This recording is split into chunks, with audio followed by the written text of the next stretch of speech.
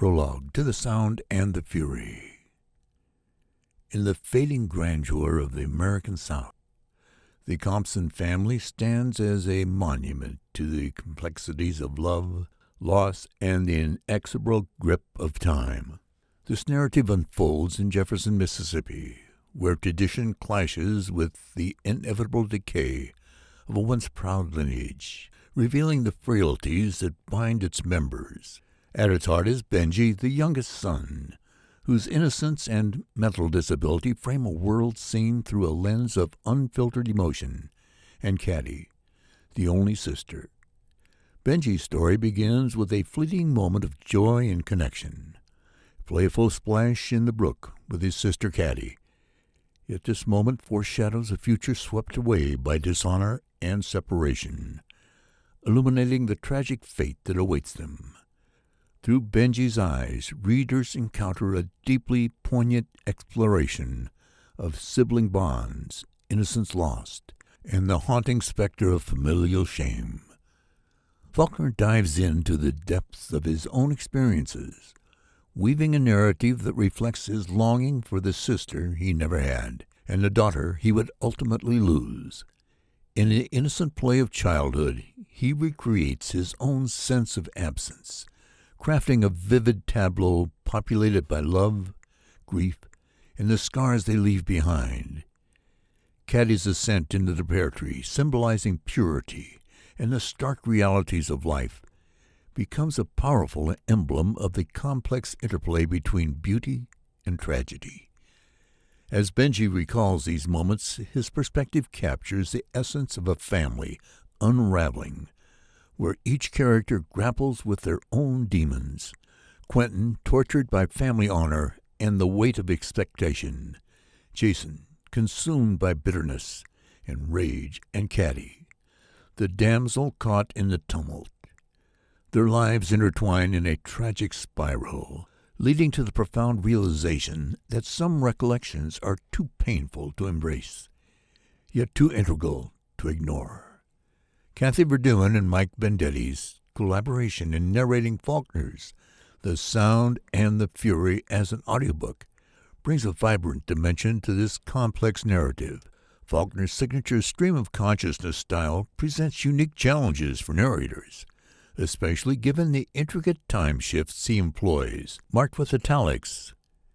By employing a short tone at the beginning and end of these italicized segments, Verduin and Vendetti effectively help listeners navigate the fluid transitions between past and present, mirroring the characters' fragmented experiences. Their interpretation allows for an immersive experience, capturing the emotional depth and complexity of the Compson family's struggles. This innovative approach not only aids in clarifying the narrative for the audience, but also preserves the lyrical quality of Faulkner's prose. By embracing the emotional weight of the characters' inner dialogues, the narrators breathe life into the text, making it accessible to both longtime fans of Faulkner and new listeners. As such, their performance stands as a significant contribution to the appreciation of this literary masterpiece. This prologue serves as an invitation to delve into the fragile tapestry of the Compson family, where the echoes of laughter are muffled by the shadows of grief, and the quest for understanding remains elusive. Here, Faulkner embarks on a literary journey that will challenge readers to confront the complexities of memory, identity, and the indelible marks left by time. An Introduction to The Sound and the Fury by William Faulkner, narrated by Mike Vendetti. I wrote this book and learned to read. I had learned a little about writing from Soldier's Pay, how to approach language, words, not with seriousness so much as an essayist does, but with a kind of alert respect as you approach dynamite, even with joy as you approach women, perhaps with the same securely unscrupulous intentions. But when I finished The Sound and the Fury, I discovered that there is actually something to which the shabby term art not only can, but must be applied. I discovered then that I had gone through all that I had ever read, from Henry James through Hentley, to newspaper murders without making any distinction or digesting any of it, as a moth or a goat might. After The Sound and the Fury, and without heeding to open another book, and in a series of delayed repercussions, like summer thunder, I discovered the Flauberts and Dostoevskys and Conrads, whose books I had read 10 years ago. With The Sound and the Fury, I learned to read and quit reading, since I have read nothing since, nor do I seem to have learned anything since. While writing Sanctuary, the next novel to The Sound and the Fury, that part of me which learned as I wrote, which perhaps is the very force which drives a writer to the travail of invention and the drudgery of putting 75 or 100,000 words on paper, was absent because I was still reading by repercussion the books which I had swallowed whole 10 years and more ago. I learned not only from the writing of Sanctuary that there was something missing, something which The Sound and the Fury gave me, and Sanctuary did not.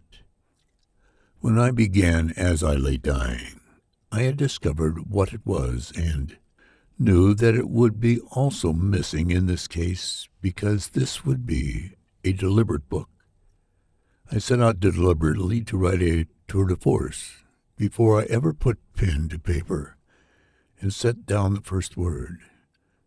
I knew what the last word would be, and almost where the last period would fall, before I began.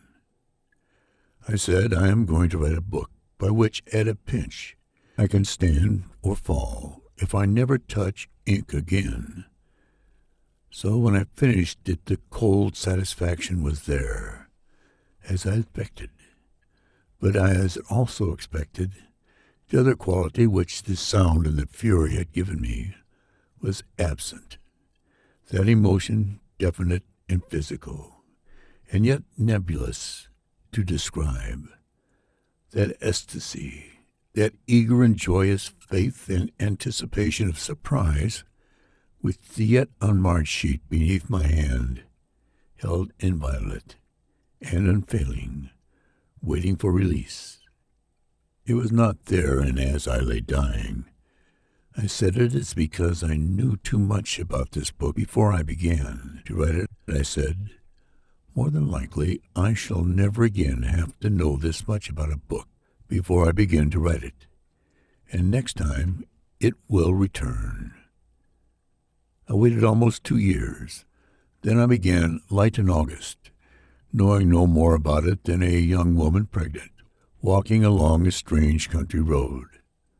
I thought I will recapture it now, since I know no more about this book than I did about The Sound and the Fury when I sat down before the first blank page. It did not return.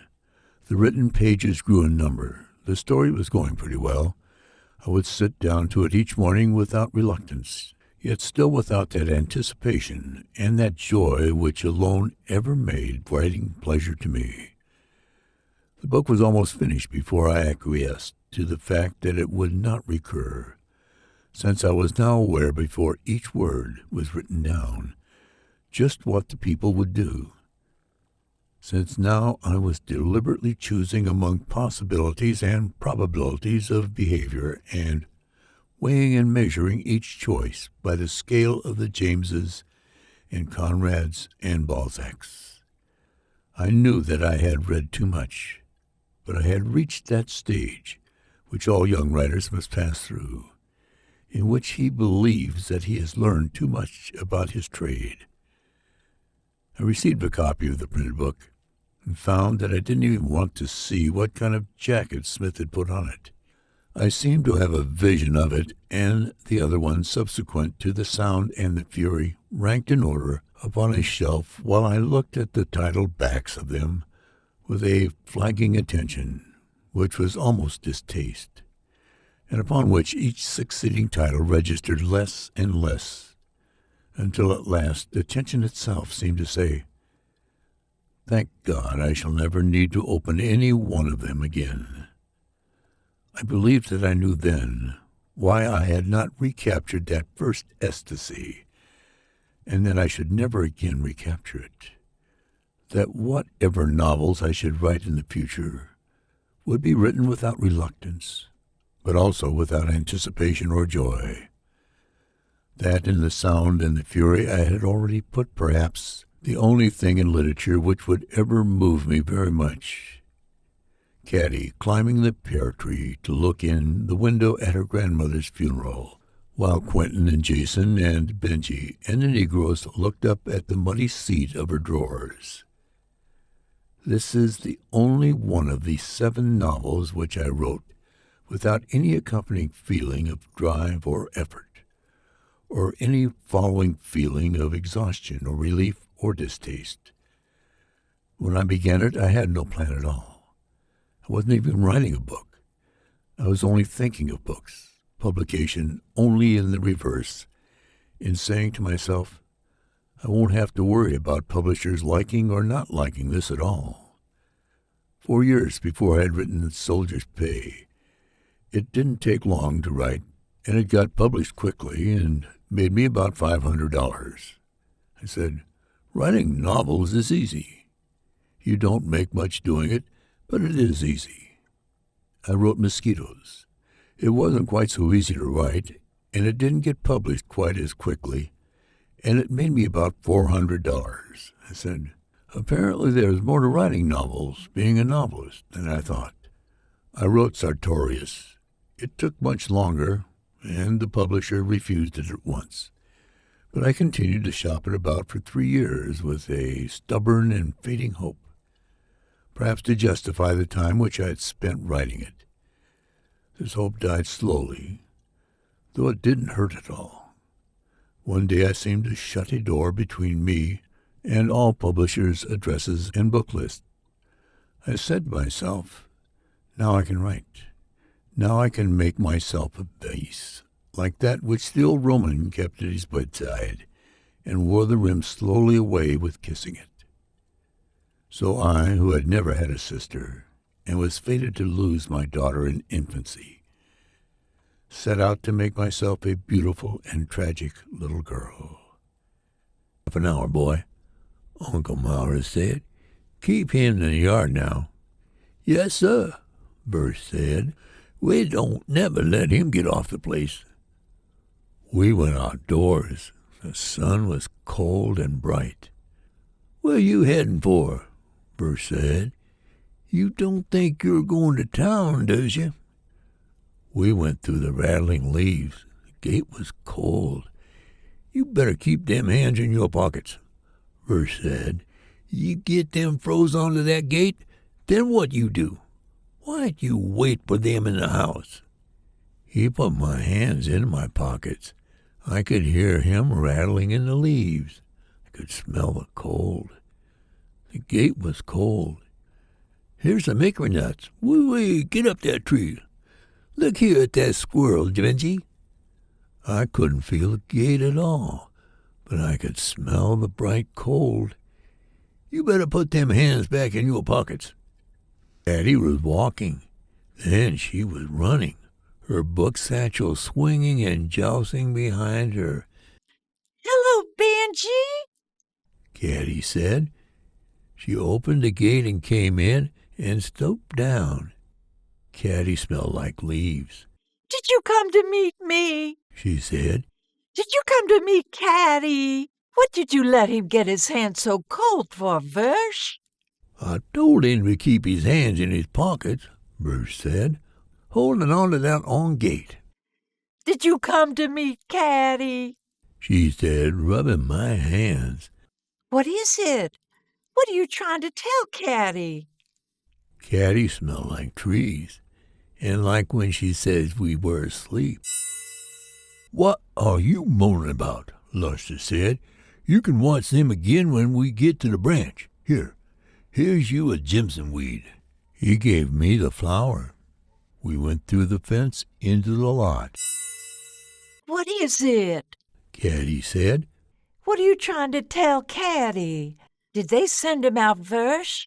Couldn't keep him in, Versh said.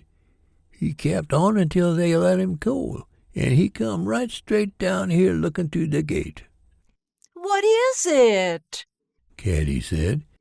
Did you think it would be Christmas when I came home from school? Is that what you thought? Christmas is the day after tomorrow. Santa Claus, Benjy! Santa Claus! Come on, let's run to the house and get warm. She took my hand, and we ran through the bright rustling leaves. We ran up the steps and out of the bright cold into the dark cold. Uncle Mallory was putting the bottle back on the sideboard. He called Kathy. Kathy said, Take him into the fire, Versh. Go with Versh. She said. I'll come in a minute. We went to the fire. Mother said, Is he cold, Versh? No, Versh said. Take his overcoat and overshoes off. Mother said. How many times do I have to tell you not to bring him into the house with his overshoes on? Yes'm, Versh said. Hold still now. He took my overshoes off and unbuttoned my coat. Kathy said, Wait, Versh. Can't he go out again, Mother? I want him to go with me. You better leave him here, Uncle Mallory said. He's been out enough today. I think you'd both better stay in. Mother said. It's getting colder, Dilsey says. Oh, Mother, Kathy said. Nonsense, Uncle Mallory said. She's been in school all day. She needs the fresh air. Run along, Candace. let him go, Mother. Kathy said. Please, you know he'll cry. Then why did you mention it before him? Mother said. Why did you come in here? To give him some excuse to worry me again? You've been out enough today. I think you'd better sit down here and play with him. Let him go, Caroline, Uncle Mallory said. Little cold won't hurt them. Remember, you've got to keep your strength up. I know, Mother said. Nobody knows how I dread Christmas. Nobody knows. I'm not one of those women who can stand things.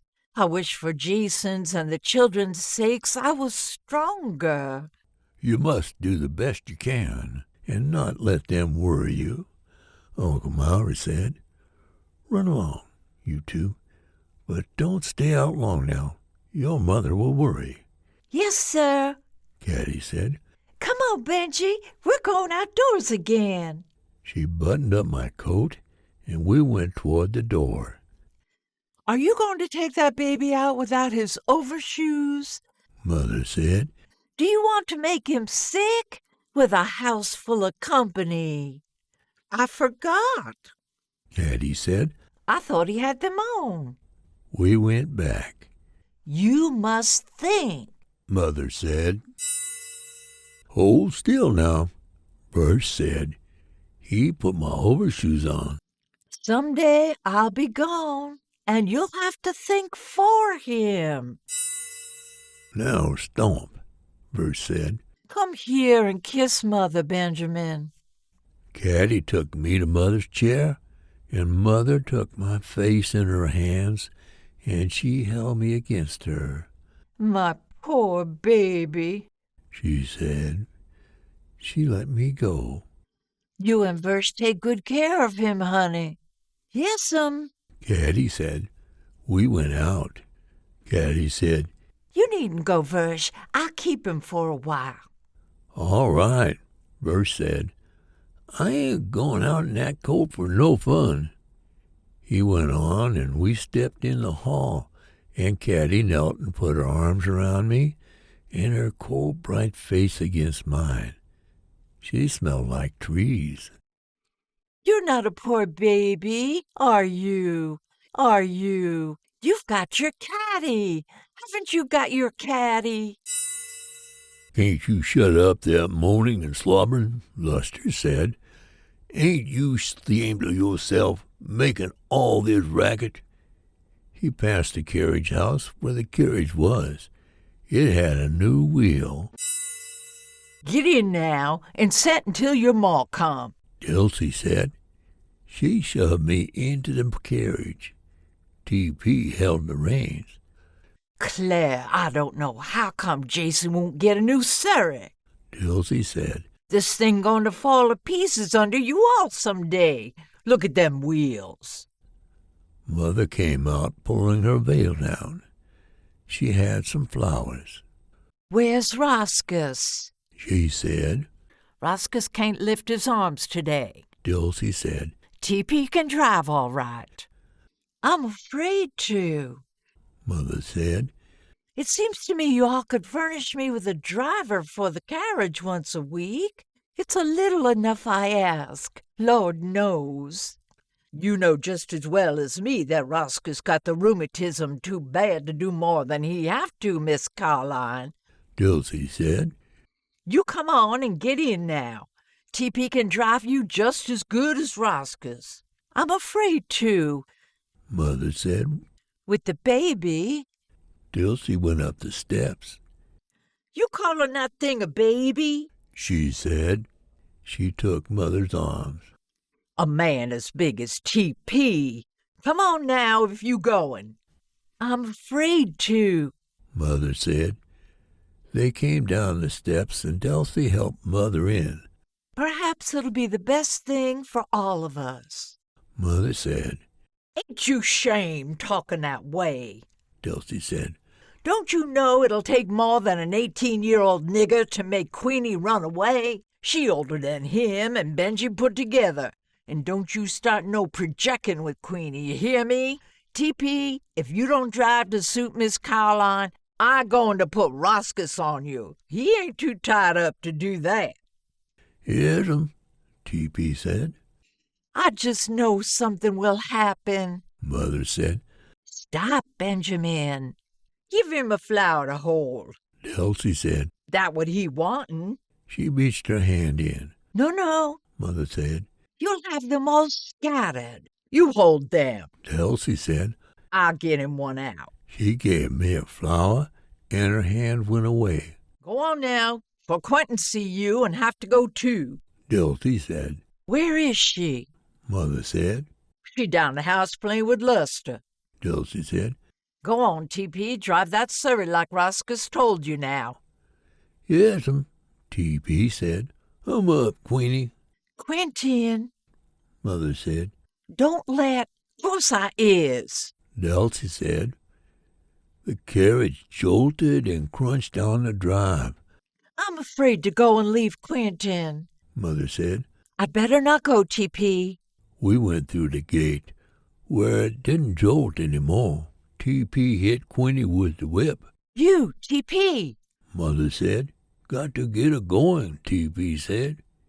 Keep her wake up till we get back to the barn. Turn around. Mother said. I'm afraid to go and leave Quentin. Can't turn here, T.P. said. Then it was broader. Can you turn here? Mother said. All right, T.P. said. We began to turn. You, T.P. Mother said, clutching me. I got to turn round somehow, T.P. said. Whoa, Queenie. We stopped. You'll turn us over. Mother said. What do you want to do then? T.P. said. I'm afraid for you to try to turn around. Mother said. Get up, Queenie, T.P. said. We went on. I just know Dilsey will let something happen to Quentin while I'm gone. Mother said. We must hurry back. Home up there, T.P. said. He hit Queenie with the whip. You, T.P. Mother said, clutching me.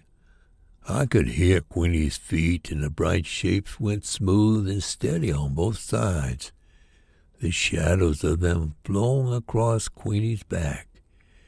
They went on like the bright tops of wheels.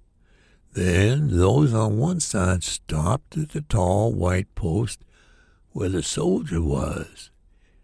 But on the other side they went on smooth and steady, but a little slower. What do you want? Jason said. He had his hands in his pockets and a pencil behind his ear. We're going to the cemetery, Mother said. All right, Jason said. I don't aim to stop you, do I? Was that all you wanted with me, just to tell me that? I know you won't come, Mother said. I'd feel safer if you would. Said for what? Jason said. Father and Quentin can't hurt you. Mother put her handkerchief under her veil. Stop it, Mother, Jason said. Do you want to get that damn loony to bawling in the middle of this square? Drive on, T.P. Hum up, Queenie, T.P. said. It's a judgment on me, Mother said. But I'll be gone too, soon. Here, Jason said. Whoa, T.P. said. Jason said, Uncle Maury's drawing on you for 50. What do you want to do about it? Why ask me? Mother said. I don't have any say-so. I try not to worry you and Dilsey. I'll be gone soon, and then you... Go on, T.P., Jason said. Hum up, Queenie, T.P. said.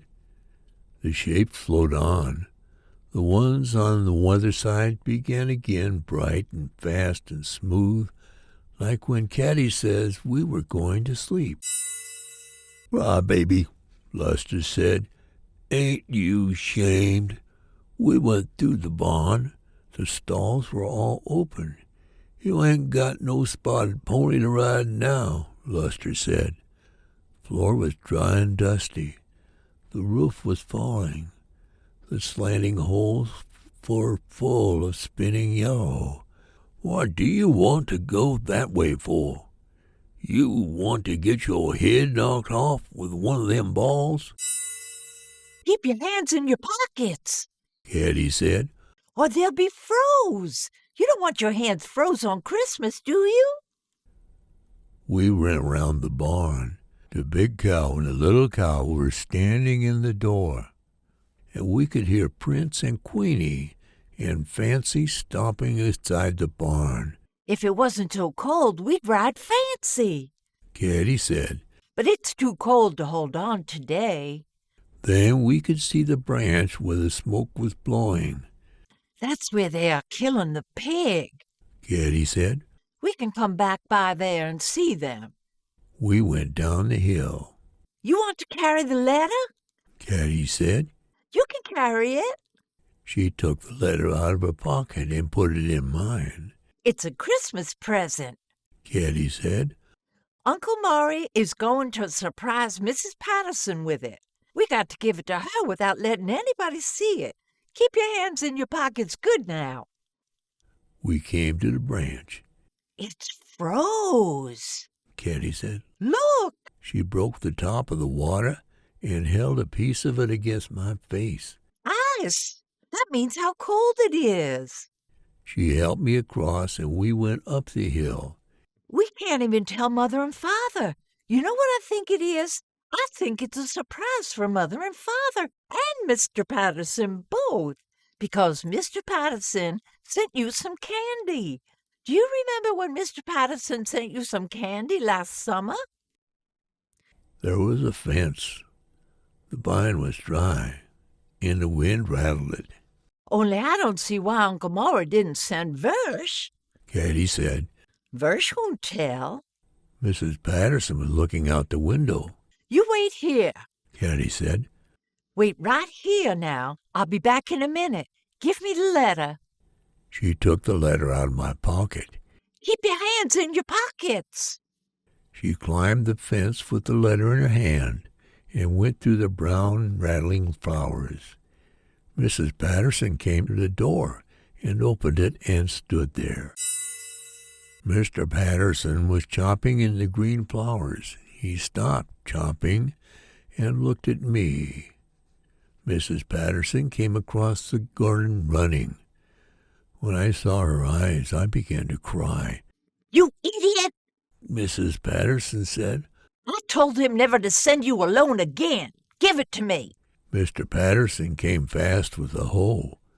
Mrs. Patterson leaned across the fence, reaching her hand. She was trying to climb the fence. "Give it to me," she said. "Give it to me." Mr. Patterson climbed the fence. He took the letter. Mrs. Patterson's dress was caught on the fence. I saw her eyes again, and I ran down the hill. "There ain't nothing over yonder but houses," Luster said. "We going down to the branch." They were washing down at the branch. One of them was singing. I could smell the clothes flapping and the smoke blowing across the branch. "You stay down here," Luster said. "You ain't got no business up yonder. Them folks hit you sure." "What he want to do?" "He don't know what he wants to do," Luster said. "He think he want to go up yonder where they knockin' that ball. You sit down here and play with your Jimson weed. Look at them children playin' in the branch. If you got to look at something, how come you can't behave yourself like folks?" I sat down on the bank where they were washing in the smoke blowing blue. "Is you all seen anything of a quarter down here?" Luster said. "What quarter?" "The one I had this morning," Luster said. "I lost it somewhere. It fell through this here hole in my pocket. If I can't find it, I can't go to the show tonight." "Where'd you get a quarter, boy? Find it in white folks' pockets while they ain't looking?" "Got it at the getting place," Lester said. "Plumb over where that one came from, only I got to find that one. Is you all found it yet?" "I ain't studying no quarter. I got my own business to tend to." "Come on here," Lester said. "Help me look for it." "He wouldn't know a quarter if he was to see it, would he?" "He can help look just the same," Luster said. "You all going to show tonight?" "Don't talk to me about no show. Time I get done over this here tub, I'll be too tired to lift my hand to do nothing." "I bet you be there," Luster said. "I bet you was there last night. I bet you all be there when that tent opened. Be enough niggers there without me was last night. Nigger money good as white folks, I reckon.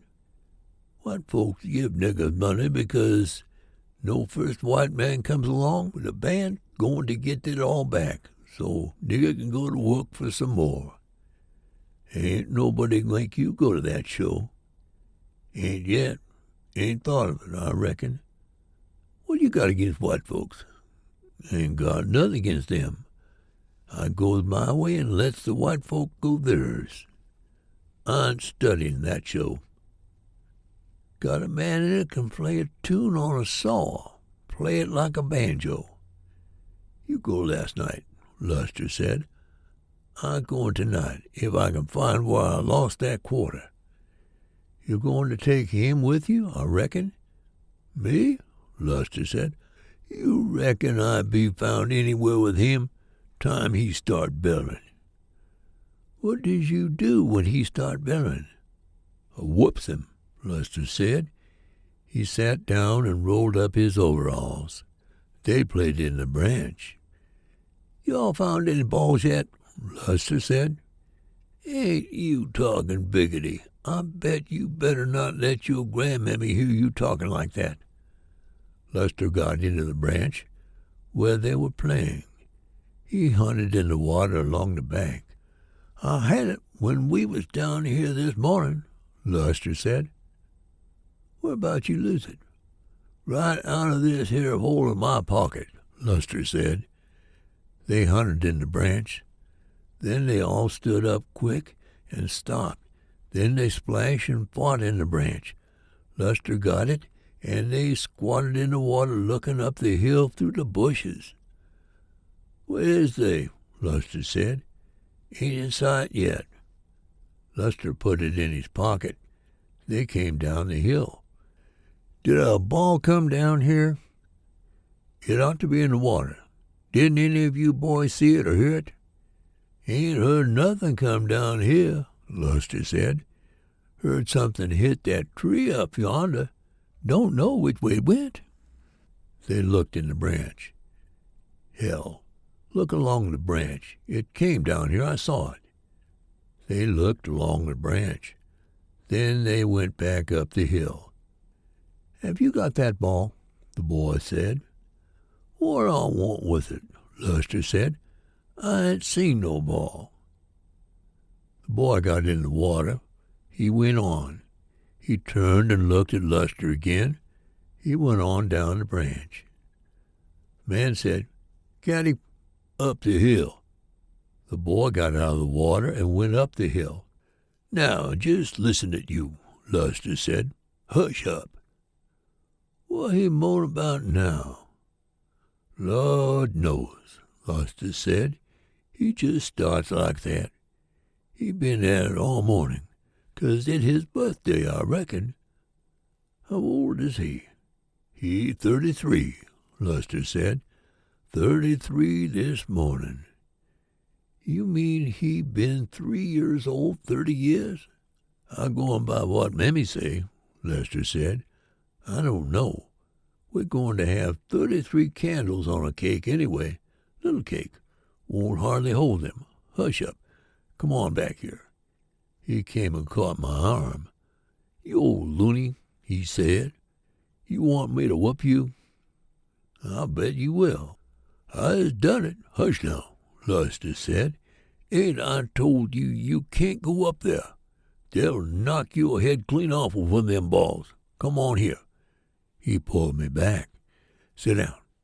I sat down, and he took off my shoes and rolled up my trousers. "Now, get in that water and play, and you can stop that slobbering and moaning." I hushed and got in the water, and Roscoe came and said to come to supper, and Katty said, "It's not supper time yet. I'm not going." She was wet. We were playing in the branch, and Katty squatted down and got her dress wet. And Birch said, "Your mammy going to whip you for getting your dress wet." "She's not going to do any such thing." Katty said. "How do you know?" Quentin said. "That's all right how I know." Katty said. "How do you know?" "She said she was," Quentin said. "Besides, I'm older than you." "I'm 7 years old." Katty said. "And I guess I know." "I'm older than that," Quentin said. "I go to school, don't I, Birch?" "I'm going to school next year." Katty said. "When it comes, ain't I, Versh?" "You know she whip you when you get your dress wet," Birch said. "It's not wet." Katty said. She stood up in the water and looked at her dress. "I'll take it off." She said. "Then it'll dry." "I bet you won't," Quentin said. "I bet I will." Katty said. "I bet you better not," Quentin said. Katty came to Versh and me and turned her back. "Unbutton it, Versh." She said. "Don't you do it, Versh," Quentin said. "'Tain't none of my dress," Versh said. "You unbutton it, Versh." Katty said. "Or I'll tell Dilsey what you did yesterday." So Versh unbuttoned it. "You just take your dress off," Quentin said. Katty took her dress off and threw it on the bank. Then she didn't have on anything but her bodice and drawers, and Quentin slapped her, and she slipped and fell in the water. When she got up, she began to splash water on Quentin, and Quentin splashed water on Katty. Some of it splashed on Versh and me, and Versh picked me up and put me on the bank.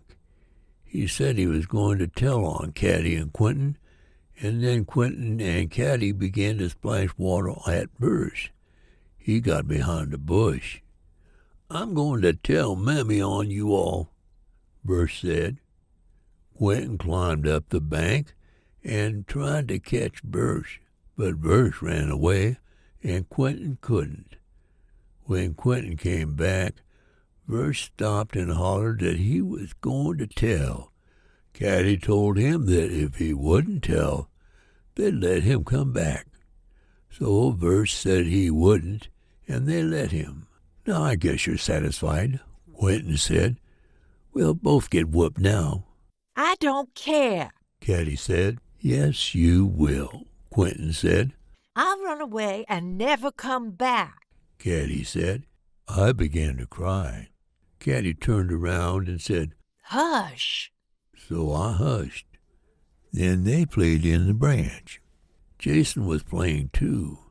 He was by himself farther down the branch. Birch came around the bush and lifted me down into the water again. Kathy was all wet and muddy behind, and I started to cry, and she came and squatted in the water. Hush now, she said. I'm not going to run away. So I hushed. Kathy smelled like trees in the rain. What is the matter with you? Luster said. Can't you get done with that moaning and play in the branch like folks? Why don't you take him on home? Don't they told you not to take him off the place? He still think they own this pasture, Luster said. Can't nobody see down here from the house? No ways. We can, and folks don't like to look at a loony. Tain't no luck in it. Ruskus came and said to come to supper, and Katty said it wasn't supper time yet. Yes, 'tis, Ruskus said. Dilsey say you all come on to the house. Bring them on, Birch. He went up the hill where the cows was lowing. Maybe we'll be dry by the time we get to the house, Quentin said. It was all your fault, Katty said. I hope we do get whipped. She put on her dress, and Birch buttoned it. They won't know you got wet, Birch said. It don't show on you, lest me and Jason tells. Are you going to tell Jason? Katty said. Tell on who? Jason said. He won't tell, Quentin said. Will you, Jason? I bet he does tell. Katty said. He'll tell DeMuddy. He can't tell her, Quentin said. She's sick. If we walk slow, it'll be too dark for them to see. I don't care whether they see or not, Katty said. I'm going to tell myself. You carry him up the hill, Versh. Jason won't tell, Quentin said. You remember that bow and arrow I made you, Jason? It's broke now, Jason said. Let him tell, Katty said. I don't give a cuss. Carry Maury up the hill, Versh. Birch squatted and I got on his back. See you all at the show tonight, Luster said. Come on here. We got to find that quarter. If we go slow, it'll be dark when we get there, Quentin said. I'm not going slow, Katty said.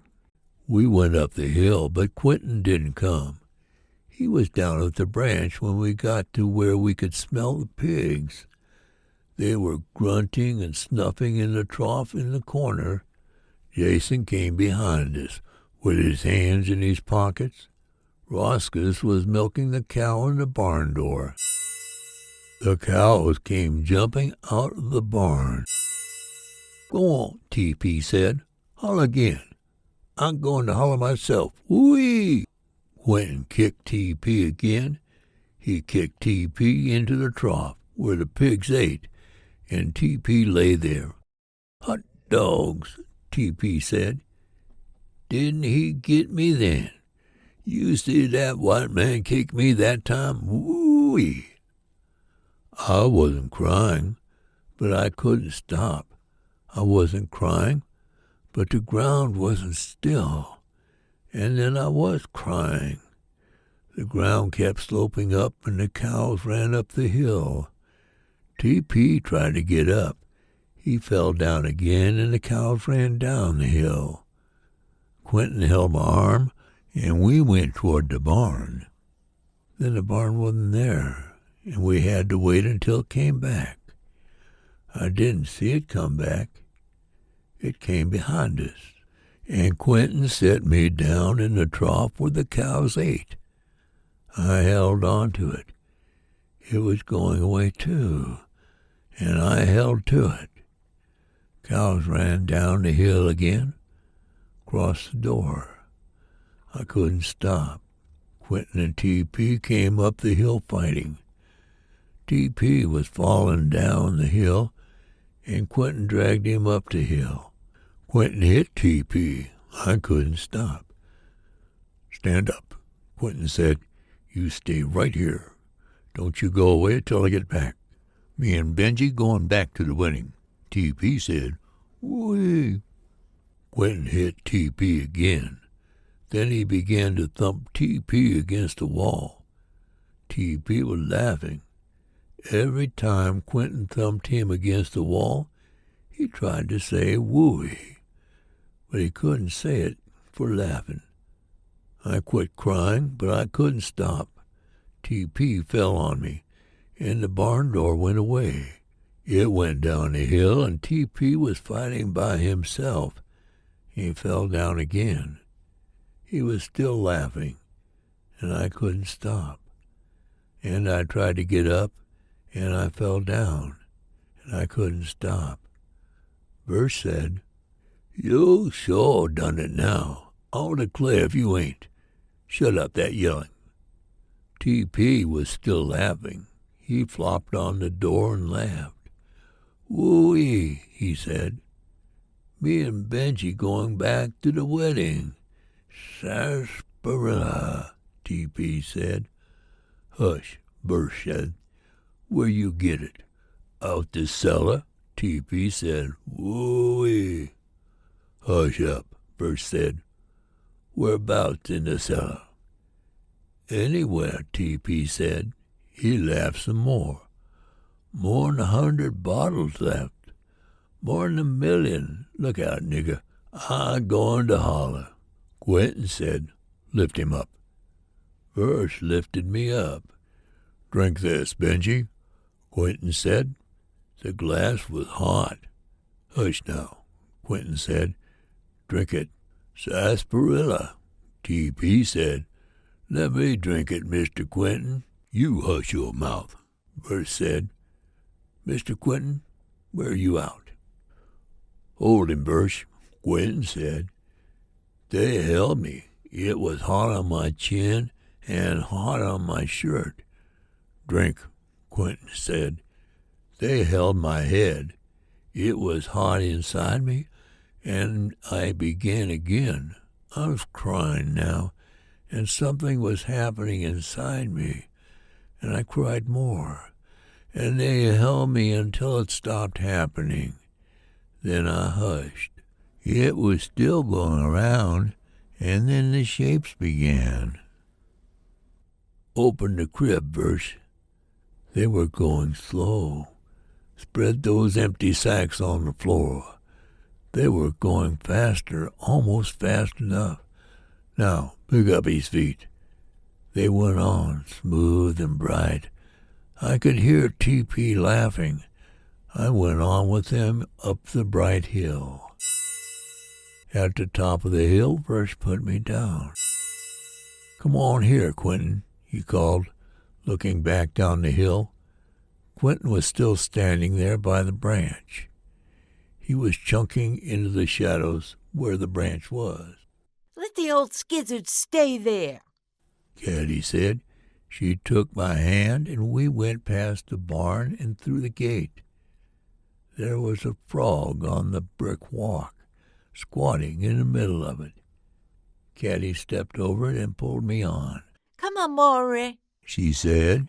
It still squatted there until Jason poked it with his toe. He'll make a wart on you, Bart said. The frog hopped away. Come on, Maury, Kathy said. They got company tonight, Bart said. How do you know? Kathy said. With all them lights on, Bart said. Light in every window. I reckon we can turn all the lights on without company if we want to, Kathy said. I bet it's company, Bert said. You all better go in the back and slip upstairs. I don't care, Kathy said. I'll walk right in the parlor where they are. I'll bet your pappy'll whip you if you do, Bert said. I don't care, Kathy said. I'll walk right in the parlor. I'll walk right in the dining room and eat supper. Where you sit, Bart said. I'd sit in Dumuddy's chair, Kathy said. She eats in bed. I'm hungry, Jason said. He passed us and ran up the walk. He had his hands in his pockets, and he fell down. First went and picked him up. "If you keep them hands out of your pockets, you could stay on your feet," Birch said. "You can never get them out in time to catch yourself, fat as you is." Father was standing by the kitchen steps. "Where's Quentin?" he said. "He comin' up the walk," Birch said. Quentin was coming slow. His shirt was a white blur. "Oh," Father said. Light fell down the steps on him. "Katty and Quentin threw water on each other," Jason said. We waited. "They did?" Father said. Quentin came, and Father said, "You can eat supper in the kitchen tonight." He stooped and took me up, and the light came tumbling down the steps on me, too. And I could look down at Katty and Jason and Quentin and Verge. Father turned toward the steps. "You must be quiet, though," he said. Why must we be quiet, Father? Katty said. Have we got company? "Yes," Father said. "I told you they was company," Verge said. You did not. Katty said. I was the one that said there was. I said I would. "Hush," Father said. They hushed, and Father opened the door, and we crossed the back porch and went into the kitchen. Dilsey was there, and Father put me in the chair and closed the apron down and pushed it to the table where the supper was. It was steaming up. "You mind Dilsey now," Father said. "Don't let them make any more noise than they can help, Dilsey." Yes, sir, Dilsey said. Father went away. "Remember to mind Dilsey now," he said behind us. I leaned my face over where the supper was. It steamed up on my face. Let them mind me tonight, Father. Katty said. "I won't," Jason said. "I'm going to mind Dilsey." You'll have to if Father says so. Katty said. Let them mind me, Father. "I won't," Jason said. "I won't mind you." "Hush," Father said. "You all mind Katty then. When they're done, bring them up the back stairs, Dilsey." Yes, sir. Dilsey said. There. Katty said. Now I guess you'll mind me. You all hush now. Dilsey said. You got to be quiet tonight. Why do we have to be quiet tonight? Katty whispered. Never you mind. Dilsey said. You'll know in the Lord's own time. She brought me my bowl. The steam came from it and tickled my face. Come here, Versh. Dilsey said. When is the Lord's own time, Dilsey? Katty said. "It's Sunday," Quentin said. "Don't you know anything?" "Shh," Dilsey said. Didn't Mr. Jason say for you all to be quiet? Eat your supper now. Here, Versh, get his spoon. Versh's hand came with the spoon into the bowl. The spoon came up to my mouth. The steam tickled into my mouth.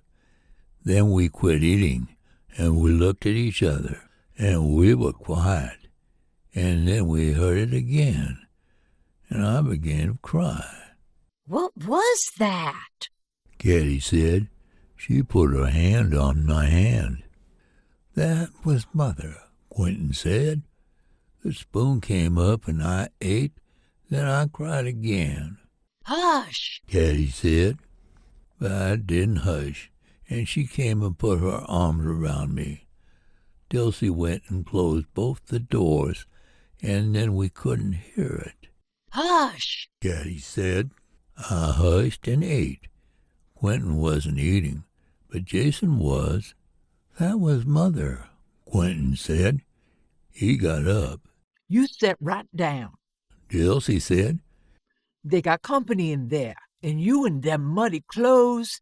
You sit down too, Katty, and get done eating. She was crying, Quentin said. It was somebody singing. Kathy said. Wasn't it, Dilsey? Y'all eat your supper now, like Mr. Jason said. Dilsey said. You'll know in the Lord's own time. Kathy went back to her chair. I told you it was a party, she said. Verse said, he done ate all that. Bring his bowl here. Dilsey said. The bowl went away. Dilsey, Kathy said. Quentin's not eating his supper. Hasn't he got to mind me? Eat your supper, Quentin, Dilsey said. Y'all got to get done and get out of my kitchen. I don't want any more supper, Quentin said. You've got to eat if I say you have, Kathy said. Hasn't he, Dilsey? The bowl steamed up to my face, and Bruce's hand dipped the spoon in it, and the steam tickled into my mouth.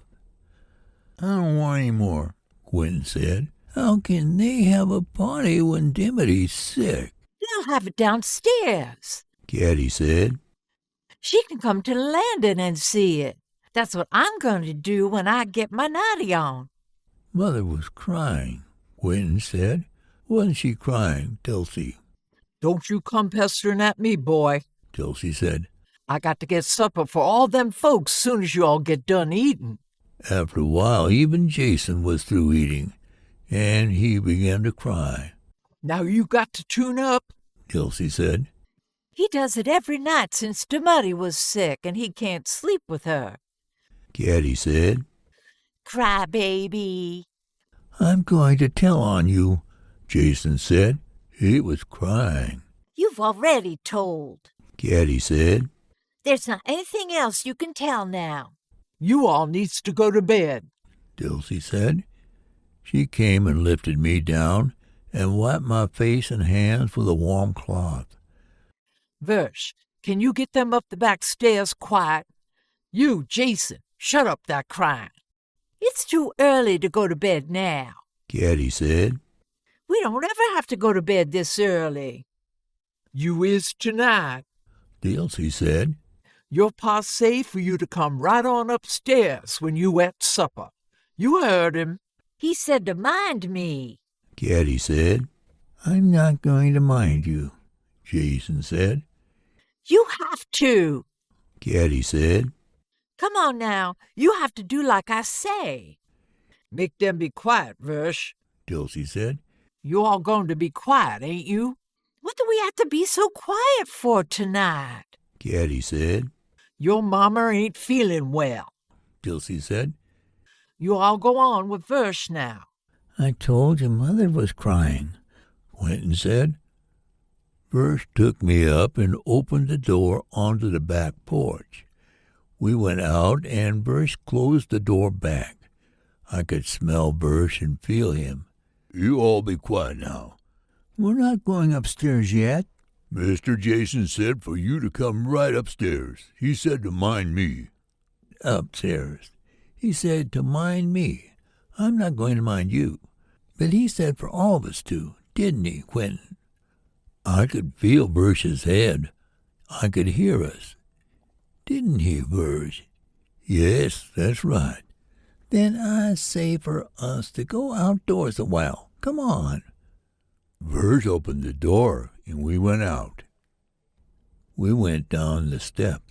I expect we'd better go down to Versh's house, so we'll be quiet. Kathy said. Versh put me down, and Kathy took my hand, and we went down the brick walk. Come on. Kathy said. That frog's gone. He's hopped way over to the garden by now. Maybe we'll see another one. Vasquez came with the milk buckets. He went on. Quentin wasn't coming with us. He was sitting on the kitchen steps. We went down to Versh's house. I liked to smell Versh's house. There was a fire in it, and T.P. squatting in his shirt tail in front of it, chucking it into a blaze. Then I got up and T.P. dressed me, and we went down to the kitchen and ate. Dilsey was singing, and I began to cry, and she stopped. Keep him away from the house now, Dilsey said. We can't go that way. T.P. said. We played in the branch. We can't go around yonder, T.P. said. Don't you know Mammy say we can't? Elsie was singing in the kitchen, and I began to cry. Hush, T.P. said. Come on, let's go down to the barn. Roscus was milking at the barn. He was milking with one hand and groaning. Some birds sat on the barn door and watched him. One of them came down and ate with the cows. I watched Roscus milk while T.P. was feeding Queenie and Prince. The calf was in the pig pen. It nuzzled at the wire bawling. T.P., Roscus said. T.P. said, Sir, in the barn. Fancy held her head over the door because T.P. hadn't fed her yet. Get down here, Roscus said. You got to do this milking. I can't use my right hand no more. T.P. came and milked. Why don't you get the doctor? T.P. said. Doctor can't do no good, Roscus said. Not on this place. What wrong with this place? T.P. said. T'ain't no luck on this place, Roscus said. Turn that calf in if you done. T'ain't no luck on this place, Roscus said. The fire rose and fell behind him and Versh, sliding on his and Versh's face. Delsey finished putting me to bed. The bed smelled like T.P. I liked it. What you know about it? Delsey said. What trance you been in? Don't need no trance, Roscus said. Ain't the sign of it laying right there on that bed? Ain't the sign of it been here for folks to see 15 years now? Suppose it is, Delsey said. It ain't hurt none of you and yourn, is it? Versh working and Phroney married off your hands, and T.P. getting big enough to take your place when rheumatism finished getting you. There been two now, Roscus said. Going to be one more. I seen the sign. And you is too. I heard a squinch owl that night, T.P. said. Dan wouldn't come and get his supper neither. Wouldn't come no closer than the barn. Began howling right after dark. Versh heard him. Going to be more than one more, Delsey said. Show me the man one ain't going to die. Bless Jesus. Dying ain't all, Roscus said. I knows what you thinking. Delsey said. And they ain't going to be no luck in saying that name, less'n you going to sit up with him while he cries. There ain't no luck on this place, Roscus said. I seen it at first, but when they changed his name, I knowed it. Hush your mouth, Delsey said. She pulled her covers up. It smelled like T.P. You all shut up now till he get to sleep. I've seen the sign, Roscus said. Sign, T.P. got to do all the work for you, Delsey said. Take him and Quentin down to the house and let them play with Luster, where Phroney can watch them, T.P., and go and help your paw. We finished eating. T.P. took Quentin up, and we went down to T.P.'s house. Luster was playing in the dirt. T.P. put Quentin down, and she played in the dirt, too. Luster had some spools, and he and Quentin fought, and Quentin had the spools. Luster cried, and Phroney came and gave Luster a tin can to play with. And then I had the spools, and Quentin fought me, and I cried. Hush. Phroney said. Ain't you ashamed of yourself taking a baby's play pretty? She took the spools from me and gave them back to Quentin. Hush now. Phroney said. Hush, I tell you. Hush up. Phroney said. You needs whipping, that's what you needs. She took Luster and Quentin up. Come on here, She said. We went to the barn. T.P. was milking the cow. Roscus was sitting on the box. What's the matter with him now? Roscus said. You have to keep him down here. Phroney said. He fightin' these babies again, taking they playthings. Stay here with TP now and see can you hush a while. Clean that udder good now, Roscoe said. You milked that young cow dry last winter. If you milk this one dry, there ain't going to be no more milk. Dulcie was singing. Not around yonder, T.P. said. Don't you know Mammy say you can't go around there? They were singing. Come on, T.P. said. Let's go play with Quentin and Luster. Come on. Quentin and Luster were playing in the dirt in front of T.P.'s house. There was a fire in the house rising and falling, with Roscoe sitting black against it. That's free, thank the Lord, Roscoe said. I told you 2 years ago, there ain't no luck on this place. Why don't you get out then? Dulcie said. She was undressing me.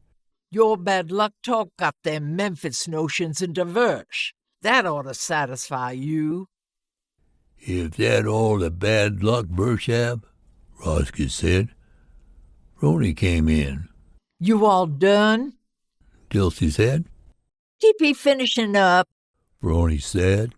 Miss Caroline want you to put Quentin to bed. I'm coming just as fast as I can. Dulcie said.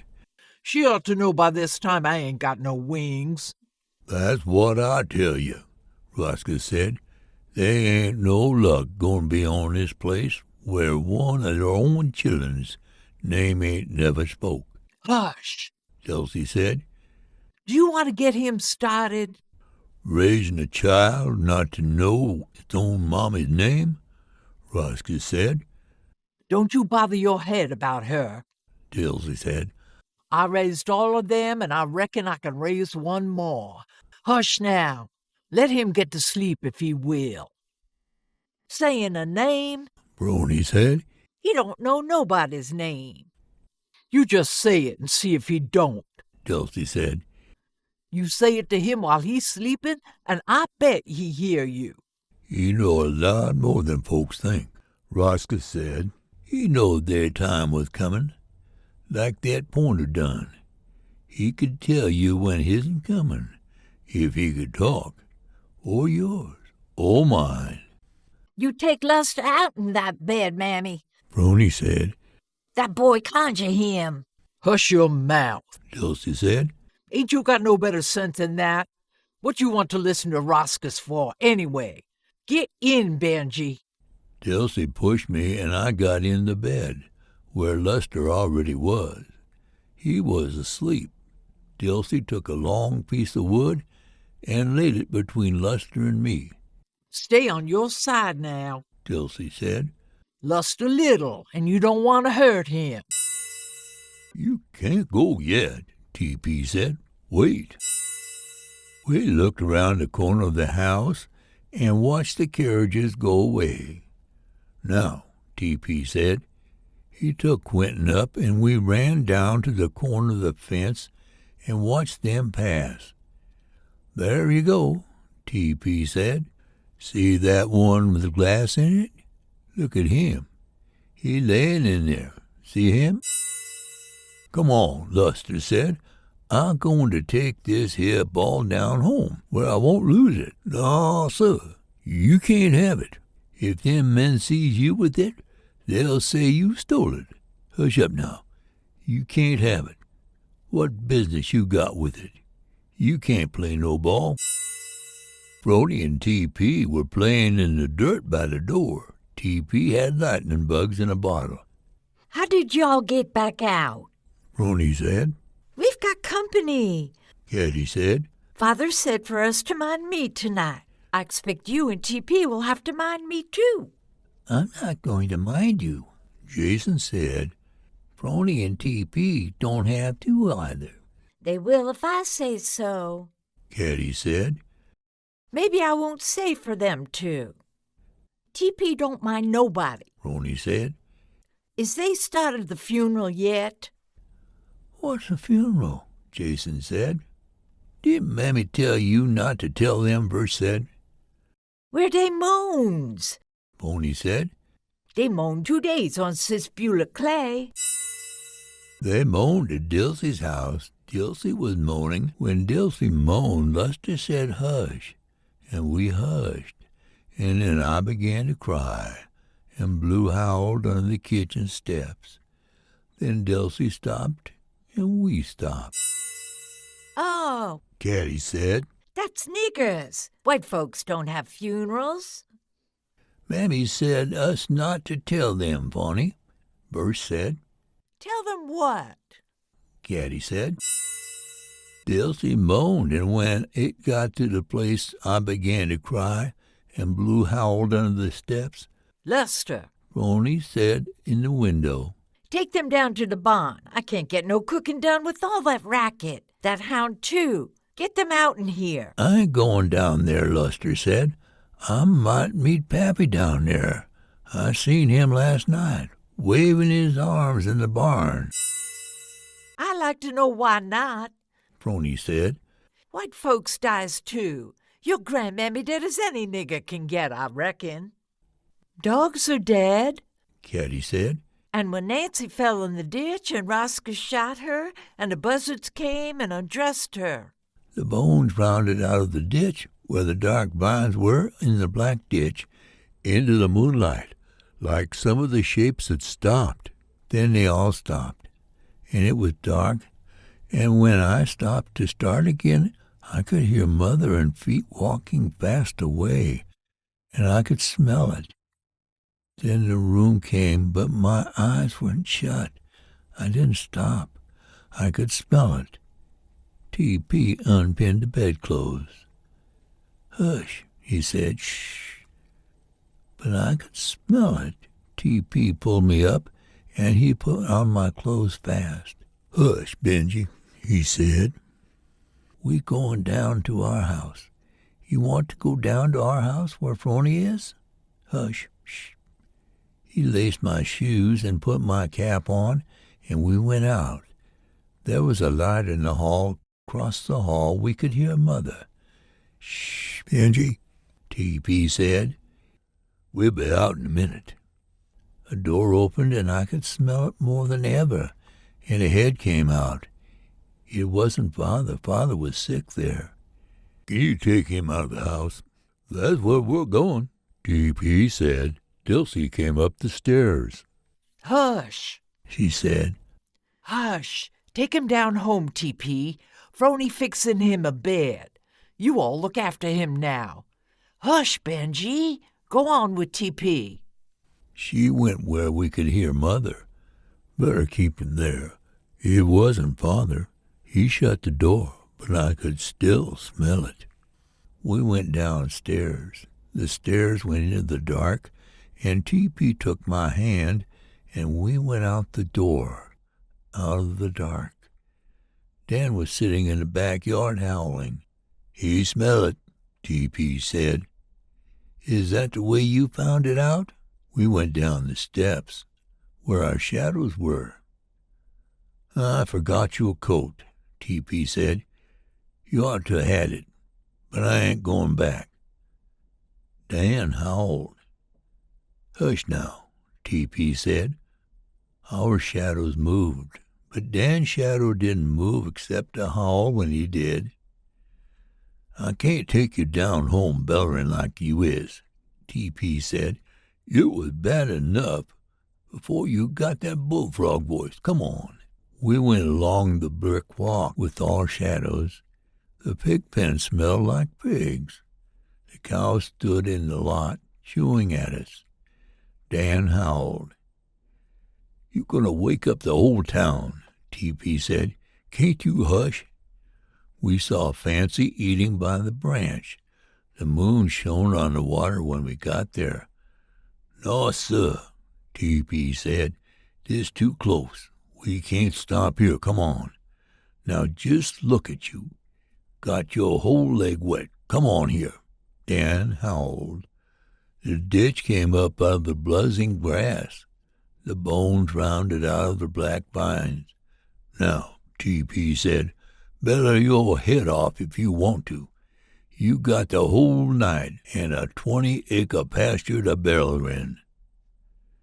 T.P. lay down in the ditch, and I sat down watching the bones where the buzzard ate Nancy, flapping black and slow and heavy out of the ditch. "I had it when we was down here before," Luster said. "I showed it to you. Didn't you see it? I took it out of my pocket, right here, and showed it to you." Do you think buzzards are going to undress Muddy? Kathy said. You're crazy. "You're a skizzard," Jason said. He began to cry. You're a knobknot. Kathy said. Jason cried. His hands were in his pockets. "Jason going to be a rich man," Birch said. "He holding his money all the time." Jason cried. Now you've got him started. Kathy said. Hush up, Jason. How can buzzards get in where Muddy is? Father wouldn't let them. Would you let a buzzard undress you? Hush up now. Jason hushed. "Phroney said it was a funeral," he said. Well, it's not. Kathy said. It's a party. Phroney don't know anything about it. He wants your lightning bugs, T.P. Let him hold it a while. T.P. gave me the bottle of lightning bugs. I bet if we go around to the parlor window, we can see something. Kathy said. Then you'll believe me. I already knows. Phroney said. I don't need to see. "You better hush your mouth, Phroney," Birch said. "Mama gonna whip you." What is it? Kathy said. I knows what I knows. Phroney said. Come on, Kathy said. let's go around to the front. We started to go. T.P. wants his lightning bugs. Phroney said. Let him hold it a while longer, T.P. Kathy said. We'll bring it back. You all never caught them. Phroney said. If I say you and T.P. can come too, will you let him hold it? Kathy said. Ain't nobody said me and T.P. got to mind you. Phroney said. If I say you don't have to, will you let him hold it? Kathy said. All right. Phroney said. Let him hold it, T.P. We're going to watch them moaning. They ain't moaning. Kathy said. I tell you it's a party. Are they moaning, Versh? "We ain't going to know what they doing standing here," Birch said. Come on. Kathy said. Phroney and T.P. don't have to mind me, but the rest of us do. You better carry him, Versh. It's getting dark. Birch took me up, and we went around the kitchen. When we looked around the corner, we could see the lights coming up the drive. T.P. went back to the cellar door and opened it. "You know what's down there?" T.P. said. "Soda water. I seen Mr. Jason come up with both hands full of them. Wait here a minute." T.P. went and looked in the kitchen door. Dilsey said, What are you peeping in here for? Where's Benjy? "He out here," T.P. said. Go on and watch him. Dilsey said. Keep him out of the house now. "Yes'm," T.P. said. "Is they started yet?" You go on and keep that boy out of sight. Dilsey said. I got all I can tend to. A snake crawled out from under the house. Jason said he wasn't afraid of snakes, and Kathy said that he was, but she wasn't, and Varsh said they both were, and Kathy said to be quiet, like Father said. "You ain't got to start bellering now," T.P. said. "You want some of this sarsaparilla? It tickled my nose and eyes. If you ain't going to drink it, let me get to it," T.P. said. "All right, here it is. We better get another bottle while ain't nobody bothering us. You be quiet now." We stopped under the tree by the parlor windows. Verse set me down in the wet grass. It was cold. There were lights in all the windows. That's where Muddy is. Kathy said. She's sick every day now. When she gets well, we're going to have a picnic. I knows what I knows. Phroney said. The trees were buzzing, and the grass. The one next to it is where we have the measles. Kathy said. Where do you and T.P. have the measles, Phroney? Has them just wherever we is, I reckon. Phroney said. They haven't started yet, Kathy said. They're getting ready to start, TP said.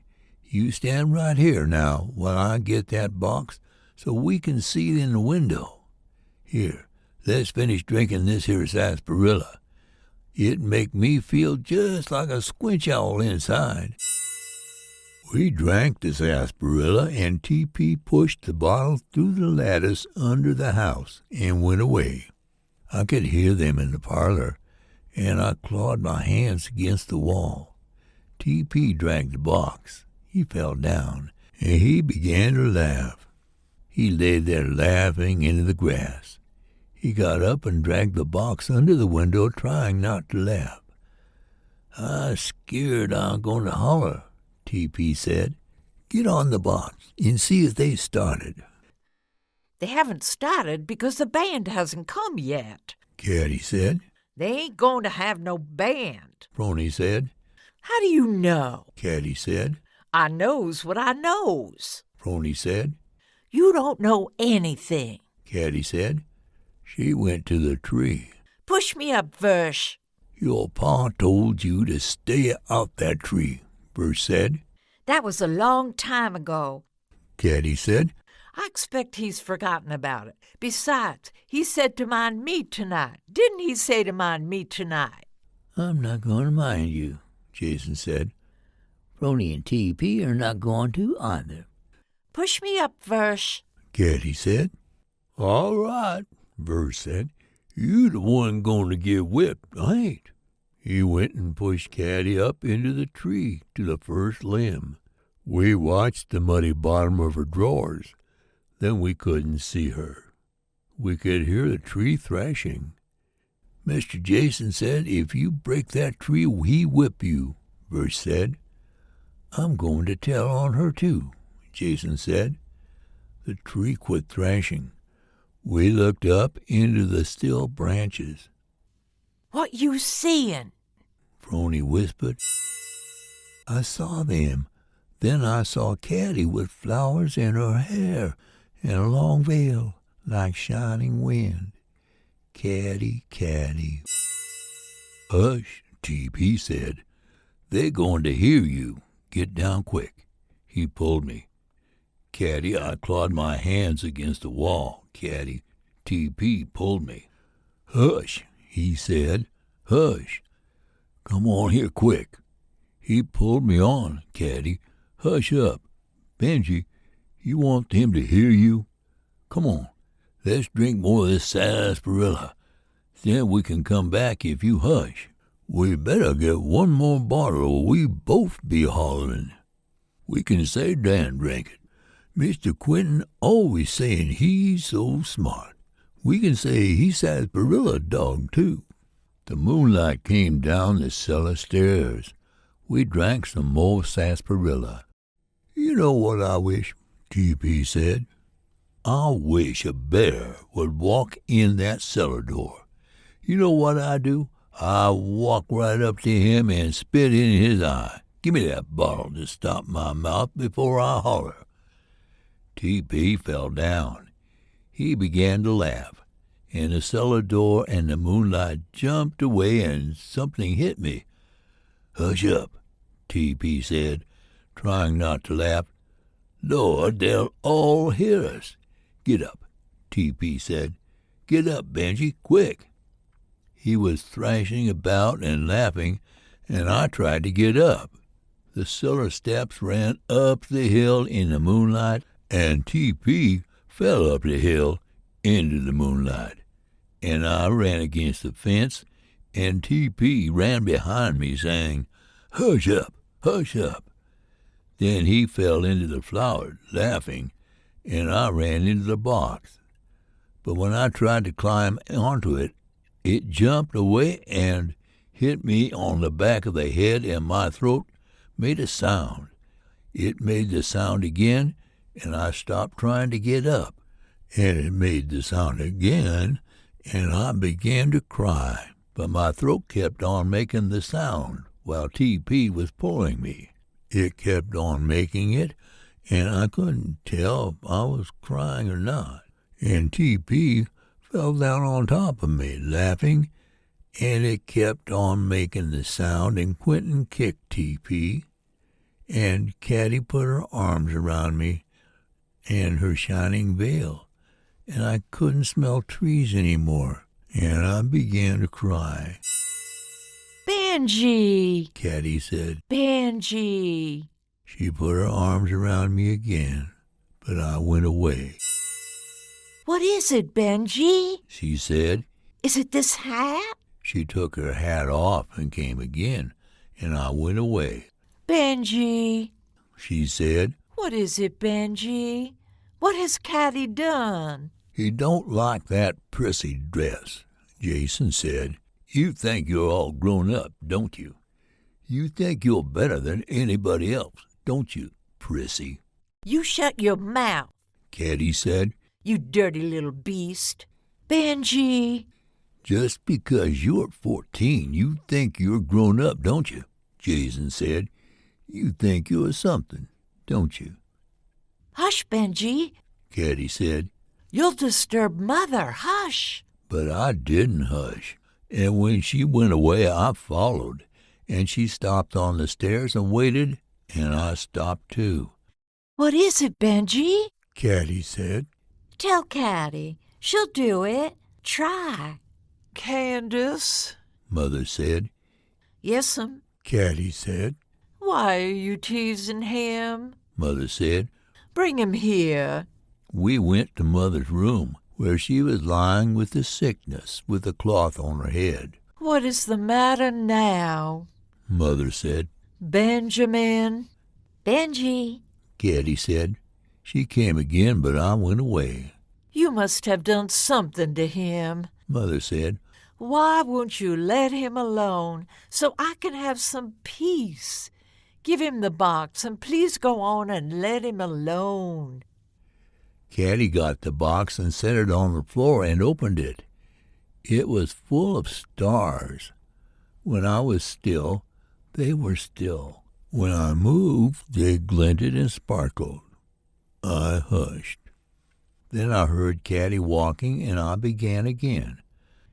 Benjamin, Mother said. come here. I went to the door. You, Benjamin. Mother said. What is it now? Father said. Where are you going? Take him downstairs and get someone to watch him, Jason. Mother said. You know I'm ill, yet you... Father shut the door behind us. TP, he said. Sir. TP sat downstairs. Benjy's coming down. Father said, go with TP. I went to the bathroom door. I could hear the water. Benjy, TP said downstairs. I could hear the water. I listened to it. Benjy, TP said downstairs. I listened to the water. I couldn't hear the water, and Katty opened the door. Why, Benjy, She said. She looked at me, and I went, and she put her arms around me. did you find Katty again? She said. Did you think Katty had run away? Katty smelled like trees. We went to Katty's room. She sat down at the mirror. She stopped her hands and looked at me. Why, Benjy, what is it? She said. You mustn't cry. Katty's not going away. See here. She said. She took up the bottle and took the stopper out and held it to my nose. Sweet. Smell. Good. I went away, and I didn't hush, and she held the bottle in her hand looking at me. Oh, She said. She put the bottle down and came and put her arms around me. so that was it. And you were trying to tell Katty, and you couldn't tell her.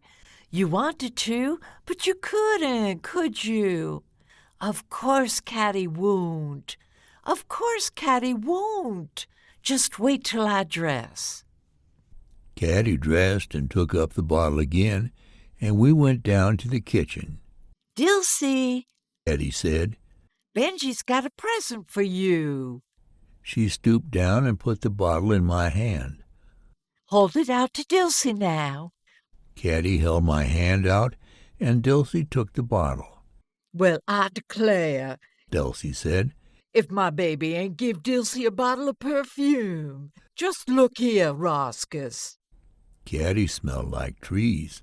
We don't like perfume ourselves. Caddy said. She smelled like trees. Come on now. Dilsey said. You too big to sleep with folks. You a big boy now. 13 years old. Big enough to sleep by yourself in Uncle Maury's room. Dilsey said. Uncle Maury was sick. His eyes was sick in his mouth. Verse took his supper up to him on the tray. Maury says he's going to shoot the scoundrel, Father said. I told him he'd better not mention it to Patterson beforehand. He drank. Jason, Mother said. Shoot who, Father? Quentin said. What's Uncle Maury looking to shoot him for? Because he couldn't take a little joke, Father said. Jason, Mother said. How can you? You'd sit right there and see Maury shot down in an ambush and laugh. Then Maury better stay out of ambush, Father said. Shoot who, Father? Quentin said. Who's Uncle Maury going to shoot? Nobody, Father said. I don't own a pistol. Mother began to cry. If you begrudge Maury your food, why aren't you man enough to say so to his face, to ridicule him before the children, behind his back? Of course I don't, Father said. I admire Maury. He is invaluable to my own sense of racial superiority. I wouldn't swap Maury for a match team. And do you know why, Quentin? No, sir, Quentin said. Et ergo in Arcadia. I have forgotten the Latin for hay, Father said. There, he said. I was just joking. He drank and set the glass down and went to put his hand on Mother's shoulder. It's no joke. Mother said. My people are every bit as well born as yours, just because Maury's health is bad. Of course, Father said. Bad health is the primary reason for all life, created by disease within putrefaction into decay. Verse, sir, Verse said behind my chair. Take the decanter and fill it. And tell Dilsey to come and take Benjamin up to bed. Mother said.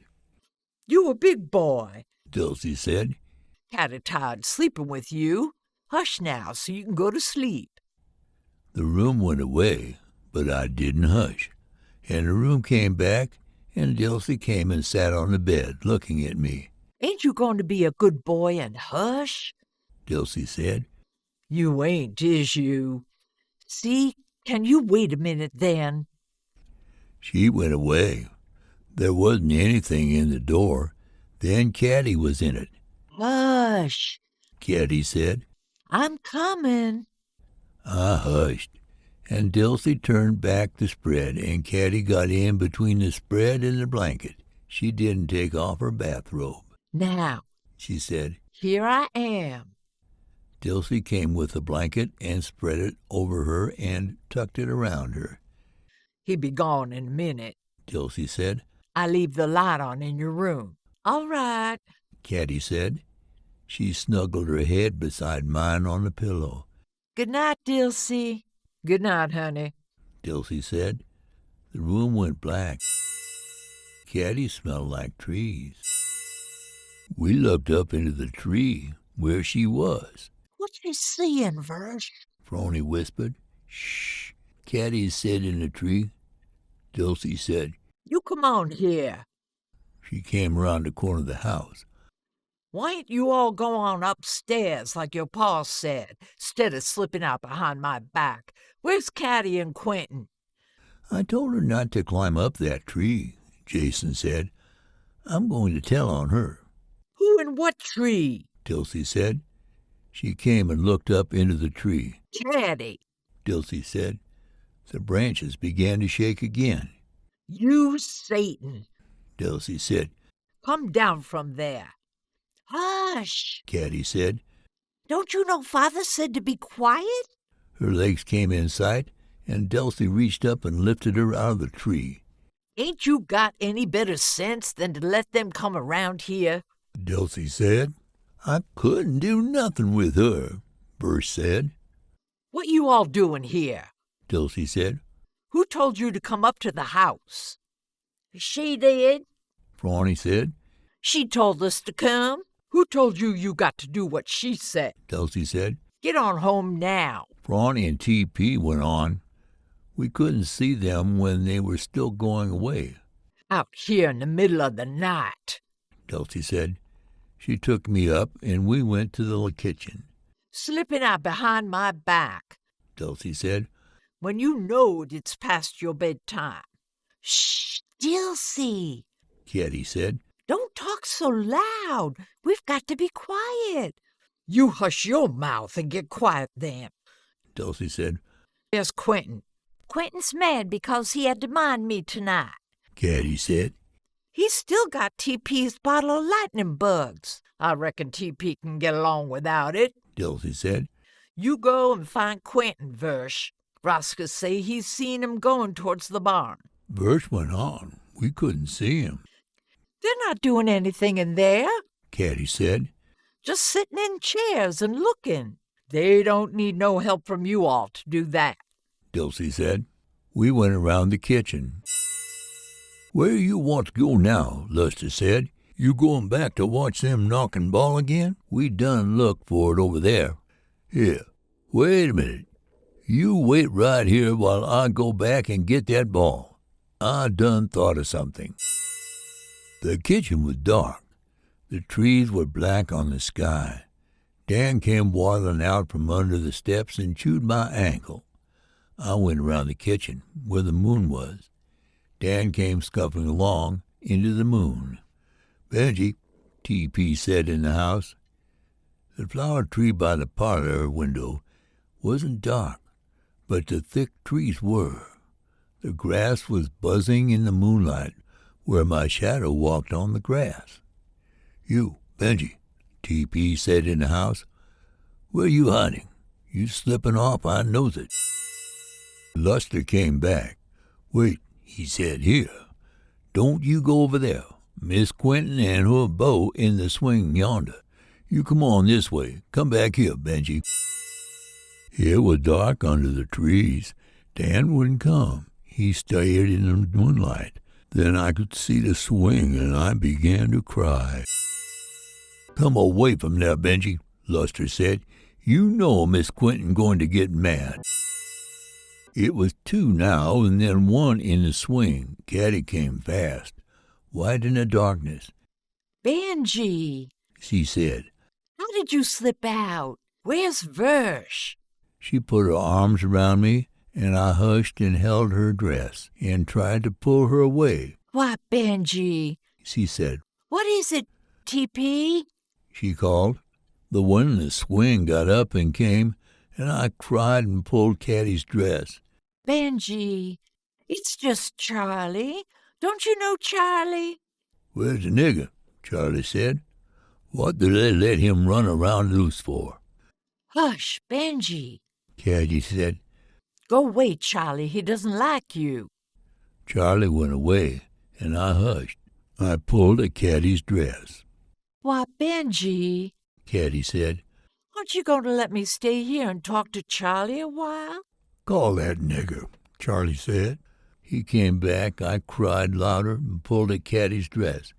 Go away, Charlie. Katty said. Charlie came and put his hands on Katty, and I cried more. I cried loud. No, no, Katty said. no, no. He can't talk, Charlie said. Katty. Are you crazy? Katty said. She began to breathe fast. He can see. Don't.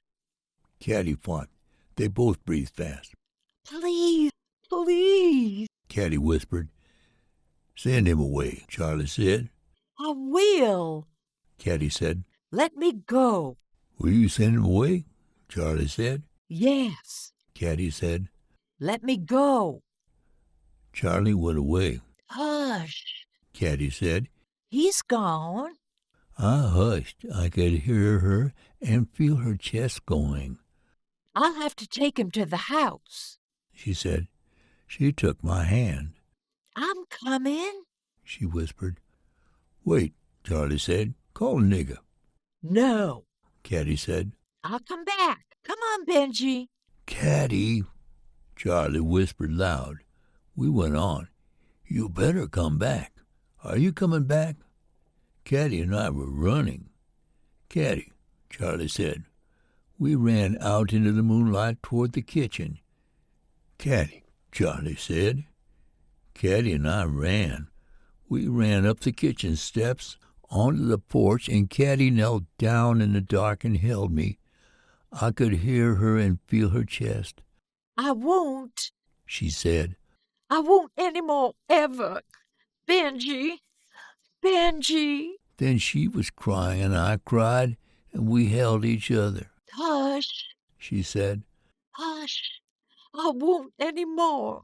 So I hushed, and Kathy got up, and we went in the kitchen and turned the light on, and Kathy took the kitchen soap and washed her mouth at the sink hard. Kathy smelled like trees.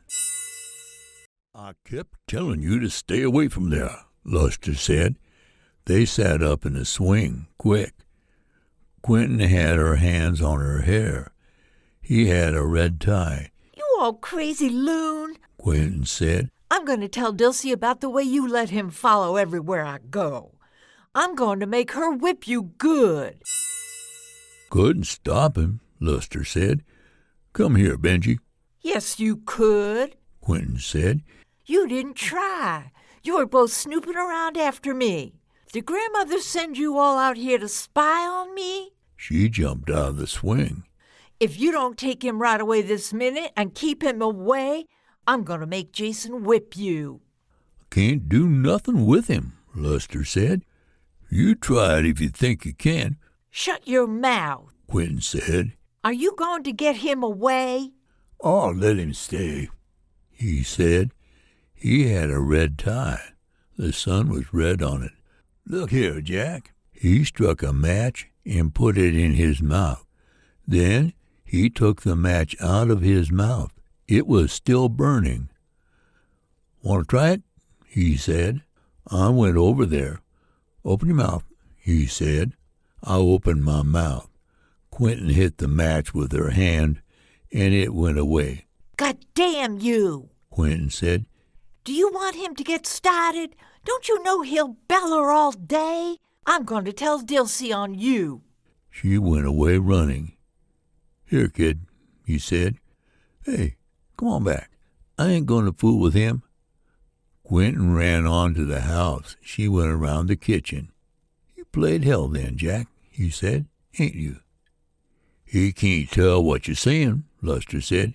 He deaf and dumb. Is, he said. How long he been that way? Been that way 33 years today, Luster said. Born loony. Is you one of them show folks? Why, he said. I don't recollect seeing you around here before, Luster said. Well, what about it? He said. Nothing, Luster said. I goin' tonight. He looked at me.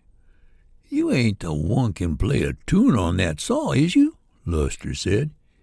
It'll cost you a quarter to find that out, he said. He looked at me. Why don't they lock him up? He said. What'd you bring him out here for?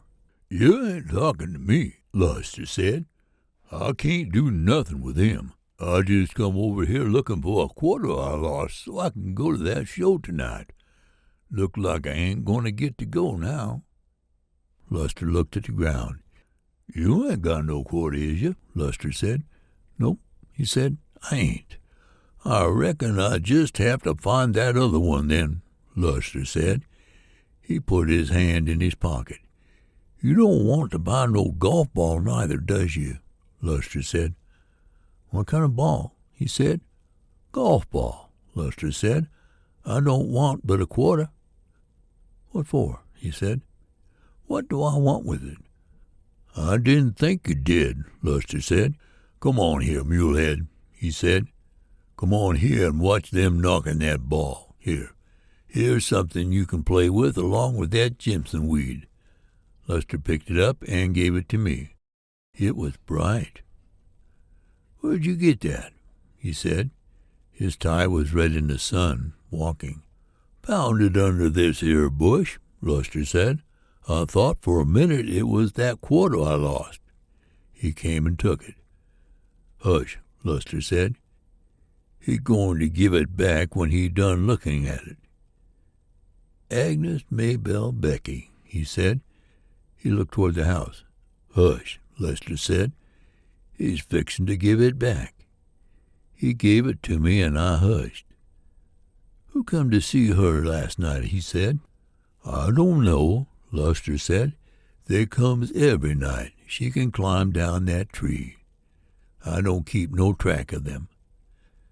Damn if one of them didn't leave a track, he said. He looked at the house. Then he went and lay down on the swing. Go away, he said. Don't bother me. Come on here, Luster said. You done played hell now. Time Miss Quentin get done tongue on you. We went to the fence and looked through the curling flower spaces. Luster hunted in the grass. I had it right here, he said. I saw the flag flapping and the sun slanting on the broad grass. They'll come along soon, Luster said. There's some now, but they're going away. Come on, and help me look for it. We went along the fence. Hush, Luster said. How can I make them come over here if they ain't coming? Wait, there'll be some in a minute. Look yonder. There they come. I went along the fence to the gate where the girls passed with their book satchels. You, Benjy, Luster said, come back here. You can't do no good looking through that gate, T.P. said. Miss Katty done gone long ways away. Done got married and left you. You can't do no good holding to that gate and crying.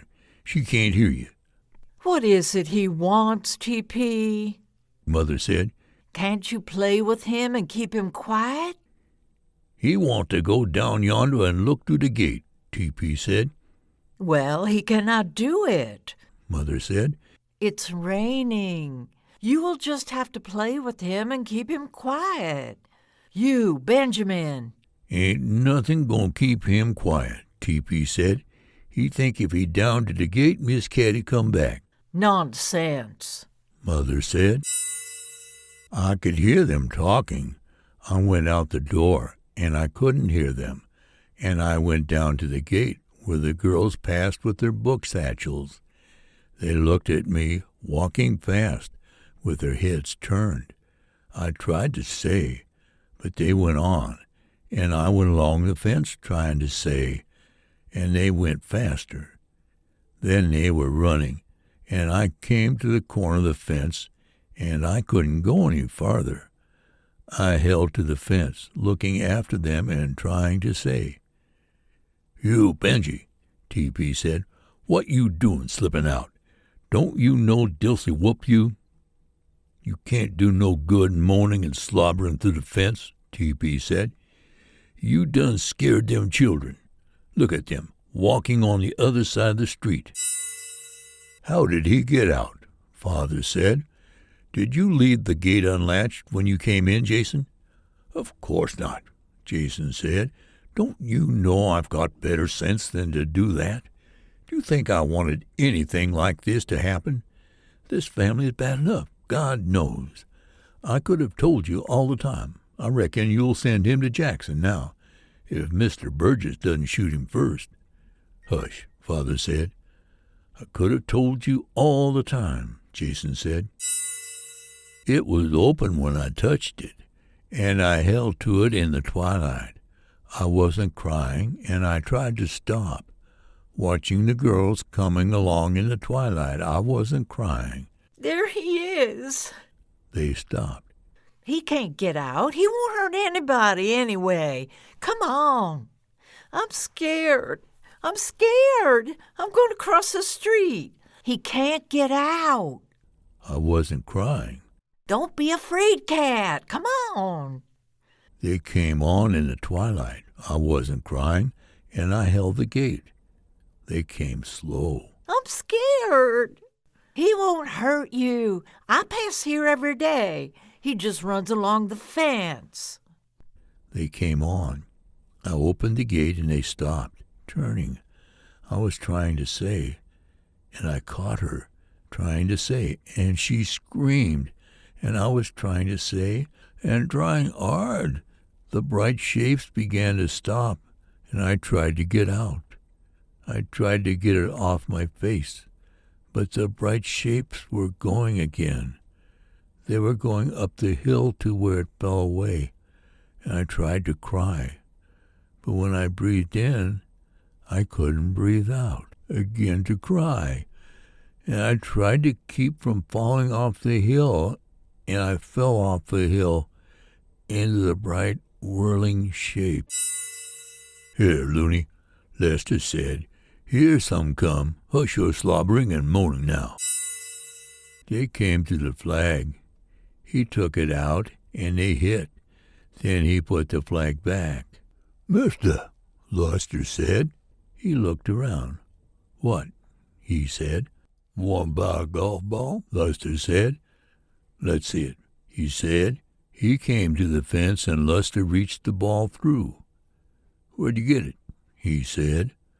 "Found it," Lester said. "I know that," he said. "Where, in somebody's golf bag?" "I found it laying over here in the yard," Lester said. "I'll take a quarter for it." "What makes you think it's yours?" he said. "I found it," Lester said. "Then find yourself another one," he said. He put it in his pocket and went away. "I got to go to that show tonight," Lester said. "That's so," he said. He went to the table. "4, Katty," he said. He hit. "I'll declare," Lester said. "You fusses then you don't see them, and you fusses when you does. Why can't you hush? Don't you reckon folks get tired of listening to you all the time? Here, you dropped your Jimson weed." He picked it up and gave it back to me. "You needs a new one. You 'bout wore that one out." We stood at the fence and watched them. "That white man hard to get along with," Lester said. "You see him take my ball?" They went on. We went on along the fence. We came to the garden, and we couldn't go any farther. I held the fence and looked through the flower spaces. They went away. "Now you ain't got nothing to moan about," Lester said. "Hush up. I'm the one got something to moan over. You ain't. Here, why don't you hold on to that weed? You be bellerin' about it next." He gave me the flower. "Where you headin' now?" Our shadows were on the grass. They got to the trees before we did. Mine got there first. Then we got there, and then the shadows were gone. There was a flower in the bottle. I put the other flower in it. "Ain't you a grown man now?" Lester said. "Playing with 2 weeds in a bottle. You know what they going to do to you when Miss Caroline die? They going to send you to Jackson, where you belong. Mr. Jason say so. Where you can hold the bars all day long with the rest of the loonies and slobber. How you like that?"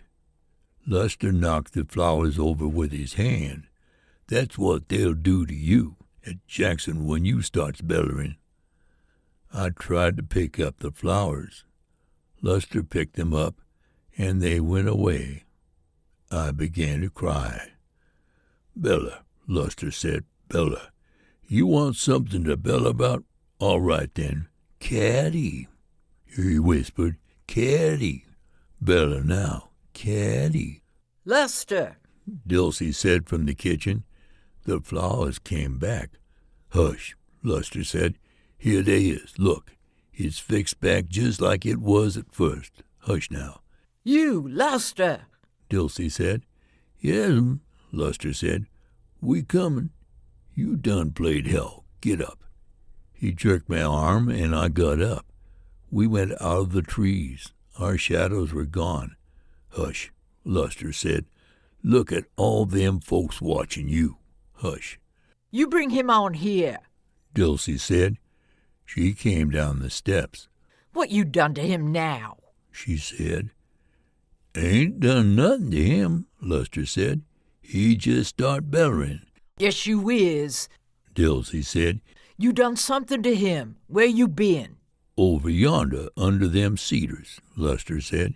Getting Quentin all riled up. Dulcie said. Why can't you keep him away from her? Don't you know she don't like him where she at? Got as much time for him as I is, Luster said. He ain't none my uncle. Don't you sass me, nigger boy, Dulcie said.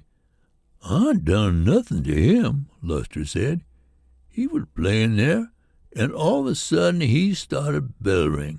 Is you been projecting with his graveyard? Dulcie said. I touched his graveyard, Luster said. Don't lie to me, boy, Dulcie said. We went up the steps and into the kitchen. Dulcie opened the fire door and drew a chair up in front of it, and I sat down. I hushed. What you want to get her started for? Dulcie said. Why ain't you keep him out of there? He was just looking at the fire. Kathy said. Mother was telling him his new name. We didn't mean to get her started. I knows you didn't. Dulcie said. Him at one end of the house and her at the other. You let my things alone now. Don't you touch nothing till I get back. Ain't you shamed of yourself? Dulcie said. Teasing him. She set the cake on the table. I'd been teasing him, Luster said. He was playing with that bottle full of dog fennel, and all of a sudden he started up bellering. You heard him. You ain't done nothing to his flowers, Dulcie said. I touched his graveyard, Luster said. What I want with his truck? I was just hunting for the quarter. You lost it, did you? Dulcie said. She lit the candles on the cake. Some of them were little candles. Some were big ones cut into little pieces. I told you go put it away. Now I reckon you want me to get you another one from Phroney. I got to go to that show. Benjy or no Benjy, Luster said. I ain't going to follow him around all day and night both. You going to do just what he want you to do, nigger boy. Dulcie said. You hear me? Ain't I always done it? Luster said. Don't I always does what he wants? Don't I, Benjy? Then you keep it up. Dulcie said. Bringing him in here, bawling and getting her started, too. You all go ahead and eat this cake now before Jason come. I don't want him jumping on me about a cake I bought with my own money. Me baking a cake here, with him counting every egg that comes into this kitchen. See, can you let him alone now, lest you don't want to go to that show tonight? Dulcie went away. You can't blow out no candles, Luster said. Watch me blow them out. He leaned down and puffed his face. The candles went away. I began to cry. Hush, Luster said. Here, look at the fire while I cuts this cake. I could hear the clock, and I could hear Kathy standing behind me, and I could hear the roof. It's still raining, Kathy said. I hate rain. I hate everything. And then her head came into my lap, and she was crying, holding me, and I began to cry. Then I looked at the fire again, and the bright, smooth shapes went again. I could hear the clock and the roof and Kathy. I ate some cake. Luster's hand came and took another piece. I could hear him eating. I looked at the fire. A long piece of wire came across my shoulder. It went to the door, and then the fire went away. I began to cry. What you howling for now? Luster said. Look there. The fire was there. I hushed. Can't you sit and look at the fire and be quiet like Mammy told you? Luster said. You ought to be ashamed of yourself. Here, Here's you some more cake. What you done to him now? Dulcie said. Can't you never let him alone? I was just trying to get him to hush up and not disturb Miss Caroline, Luster said. Something got him started again. And I know what that something name. Dulcie said. I'm going to get Versh to take a stick to you when he comes home. You just trying yourself. You've been doing it all day. Did you take him down to the branch?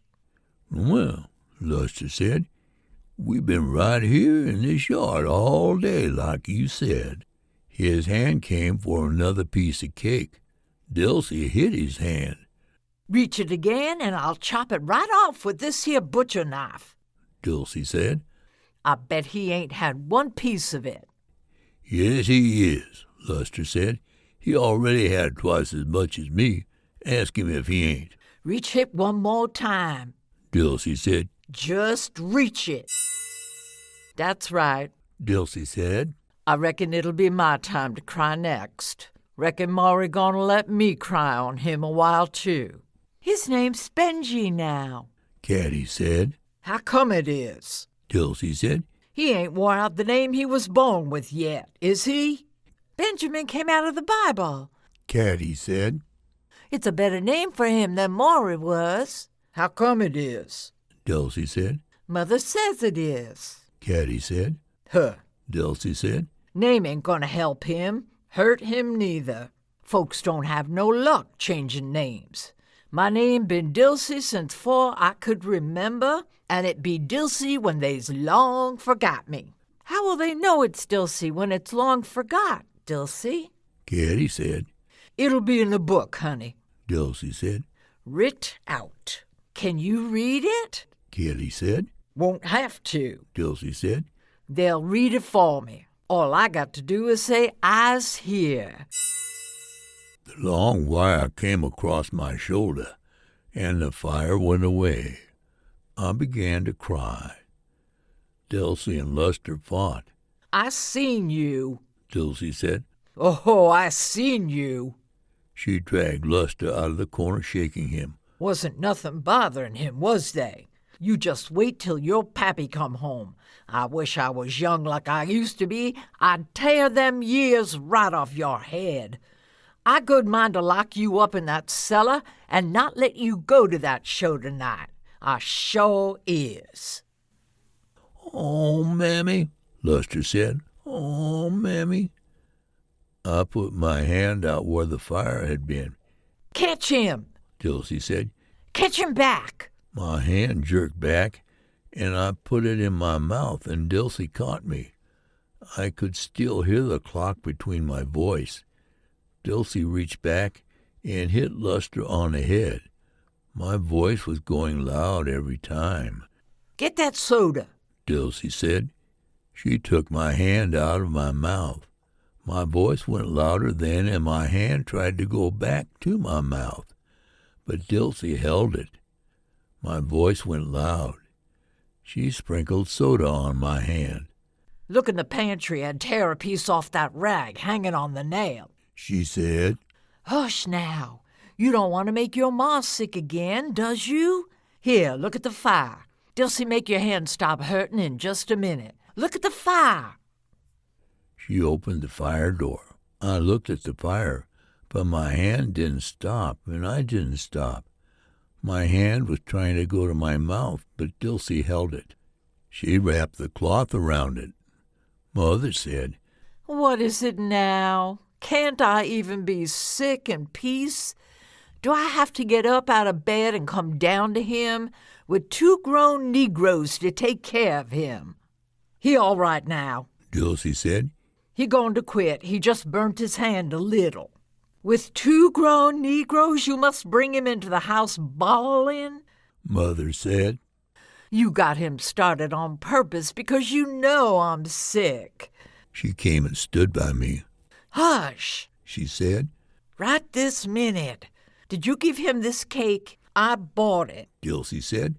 It never came out of Jason's pantry. I fixed him some birthday. Do you want to poison him with that cheap store cake? Mother said. Is that what you are trying to do? Am I never to have 1 minute's peace? You go on back upstairs and lay down. Dilsey said. It'll quit smarting him in a minute now, and he'll hush. Come on now, and leave him down here for you all to do something else to? Mother said. How can I lie there with him bawling down here? They ain't nowhere else to take him. Dilsey said. We ain't got the room we used to have. He can't stay out in the yard crying where all the neighbors can see him. I know. Mother said. It's all my fault. I'll be gone soon, and you and Jason will both get along better. She began to cry. You hush that now, Dilsey said. You'll get yourself down again. You come on back upstairs. Luster gonna take him to the library and play with him till I get his supper done. Dilsey and Mother went out. Hush up, Luster said. You hush up. You want me to burn your other hand for you? You ain't hurt. Hush up. Here, Dilsey said. Stop that crying now. She gave me the slipper, and I hushed. Take him to the library, she said. And if I hear him again, I going to whip you myself. We went to the library. Luster turned on the light. The windows went black, and the dark, tall place on the wall came, and I went and touched it. It was like a door, only it wasn't a door. The fire came behind me, and I went to the fire and sat on the floor, holding the slipper. The fire went higher. It went into the cushion in Mother's chair. Hush up, Luster said. Can't you never get done for a while? Here I done built you a fire, and you won't even look at it. Your name is Benjy, Kathy said. Do you hear, Benjy? Benjy. Don't tell him that. Mother said. Bring him here. Kathy lifted me under the arms. Get up, Benjy. She said. Don't try to carry him. Mother said. Can't you lead him over here? Is that too much for you to think of? I can carry him. Kathy said. Let me carry him up, Dilsey. Go on, Minute. Dilsey said. You ain't big enough to tote a flea. You go on and be quiet, like Mr. Jason said. There was a light at the top of the stairs. Father was there in his shirt sleeves. The way he looked said, hush. Kathy whispered, Is Mother sick?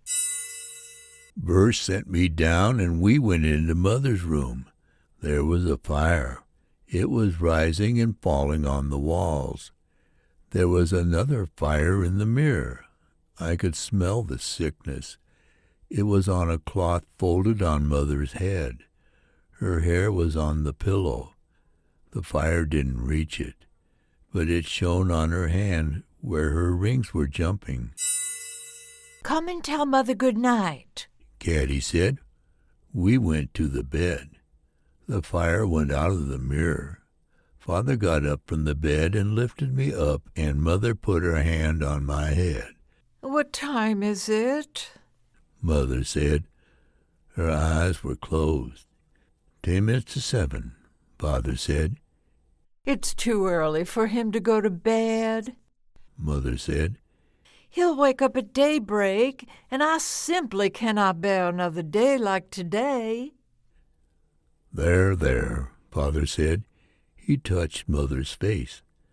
I know I'm nothing but a burden to you, Mother said. But I'll be gone soon.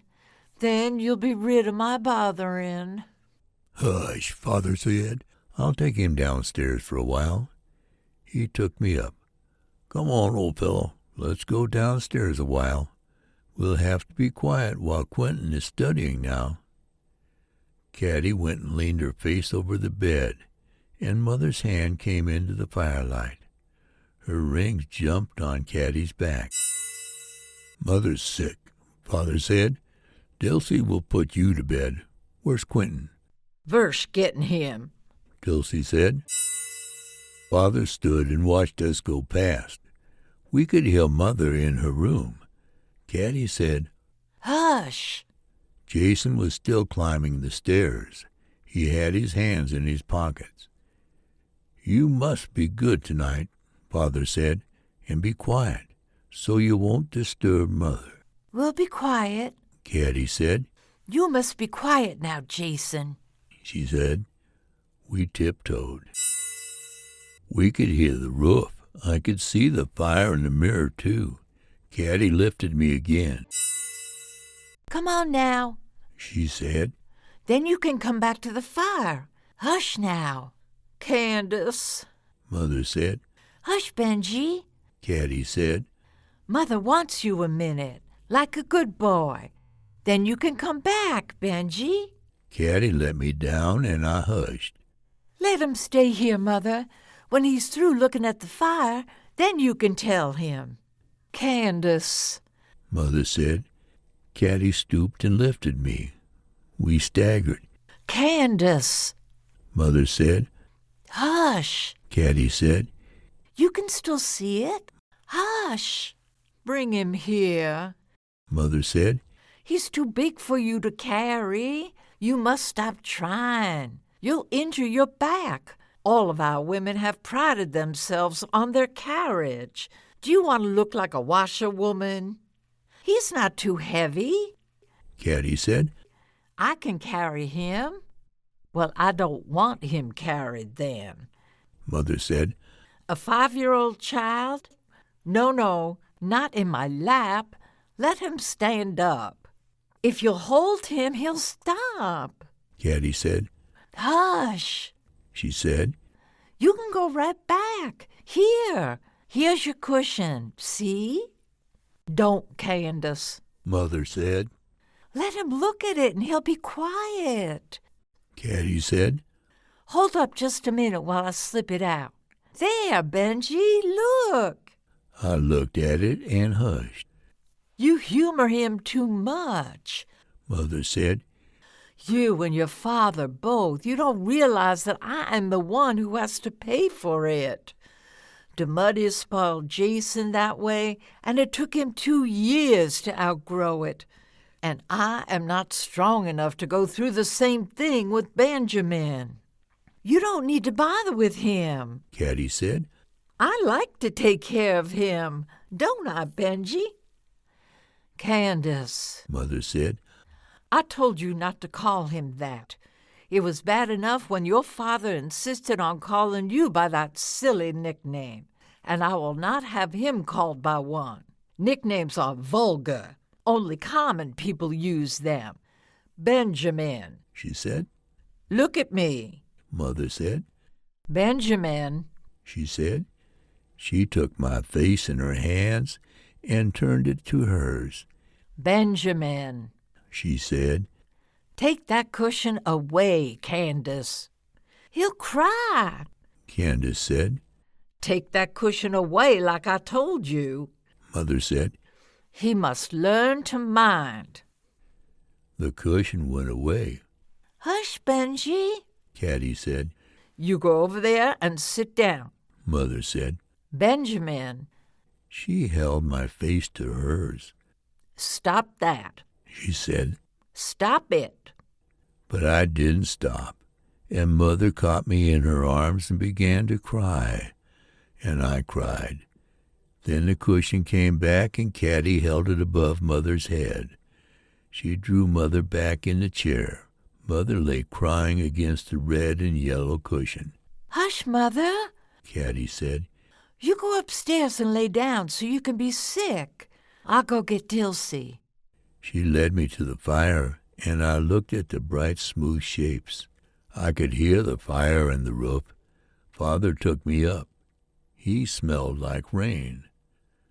Well, Benjy, he said, have you been a good boy today? Kathy and Jason were fighting in the mirror. You, Kathy, Father said. They fought. Jason began to cry. Kathy, Father said. Jason was crying. He wasn't fighting any more, but we could see Kathy fighting in the mirror, and Father put me down and went into the mirror and fought too. He lifted Kathy up. She fought. Jason lay on the floor crying. He had the scissors in his hand. Father held Kathy. He cut up all Benjy's dolls. Kathy said. I slit his gizzle. Candace, Father said. I will. Kathy said. I will. She fought. Father held her. She kicked at Jason. He rolled into the corner out of the mirror. Father brought Kathy to the fire. They were all out of the mirror. Only the fire was in it, like the fire was in a door. Stop that, Father said. Do you want to make Mother sick in her room? Kathy stopped. He cut up all the dolls more Benjy and I made. Kathy said. He did it just for meanness. I didn't, Jason said. He was sitting up crying. I didn't know they were his. I just thought they were some old papers. You couldn't help but know. Kathy said.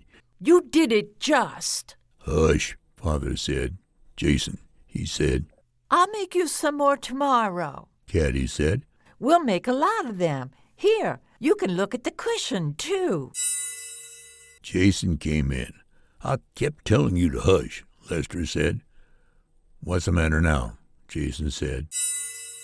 He just trying himself, Lester said. That the way he been going on all day.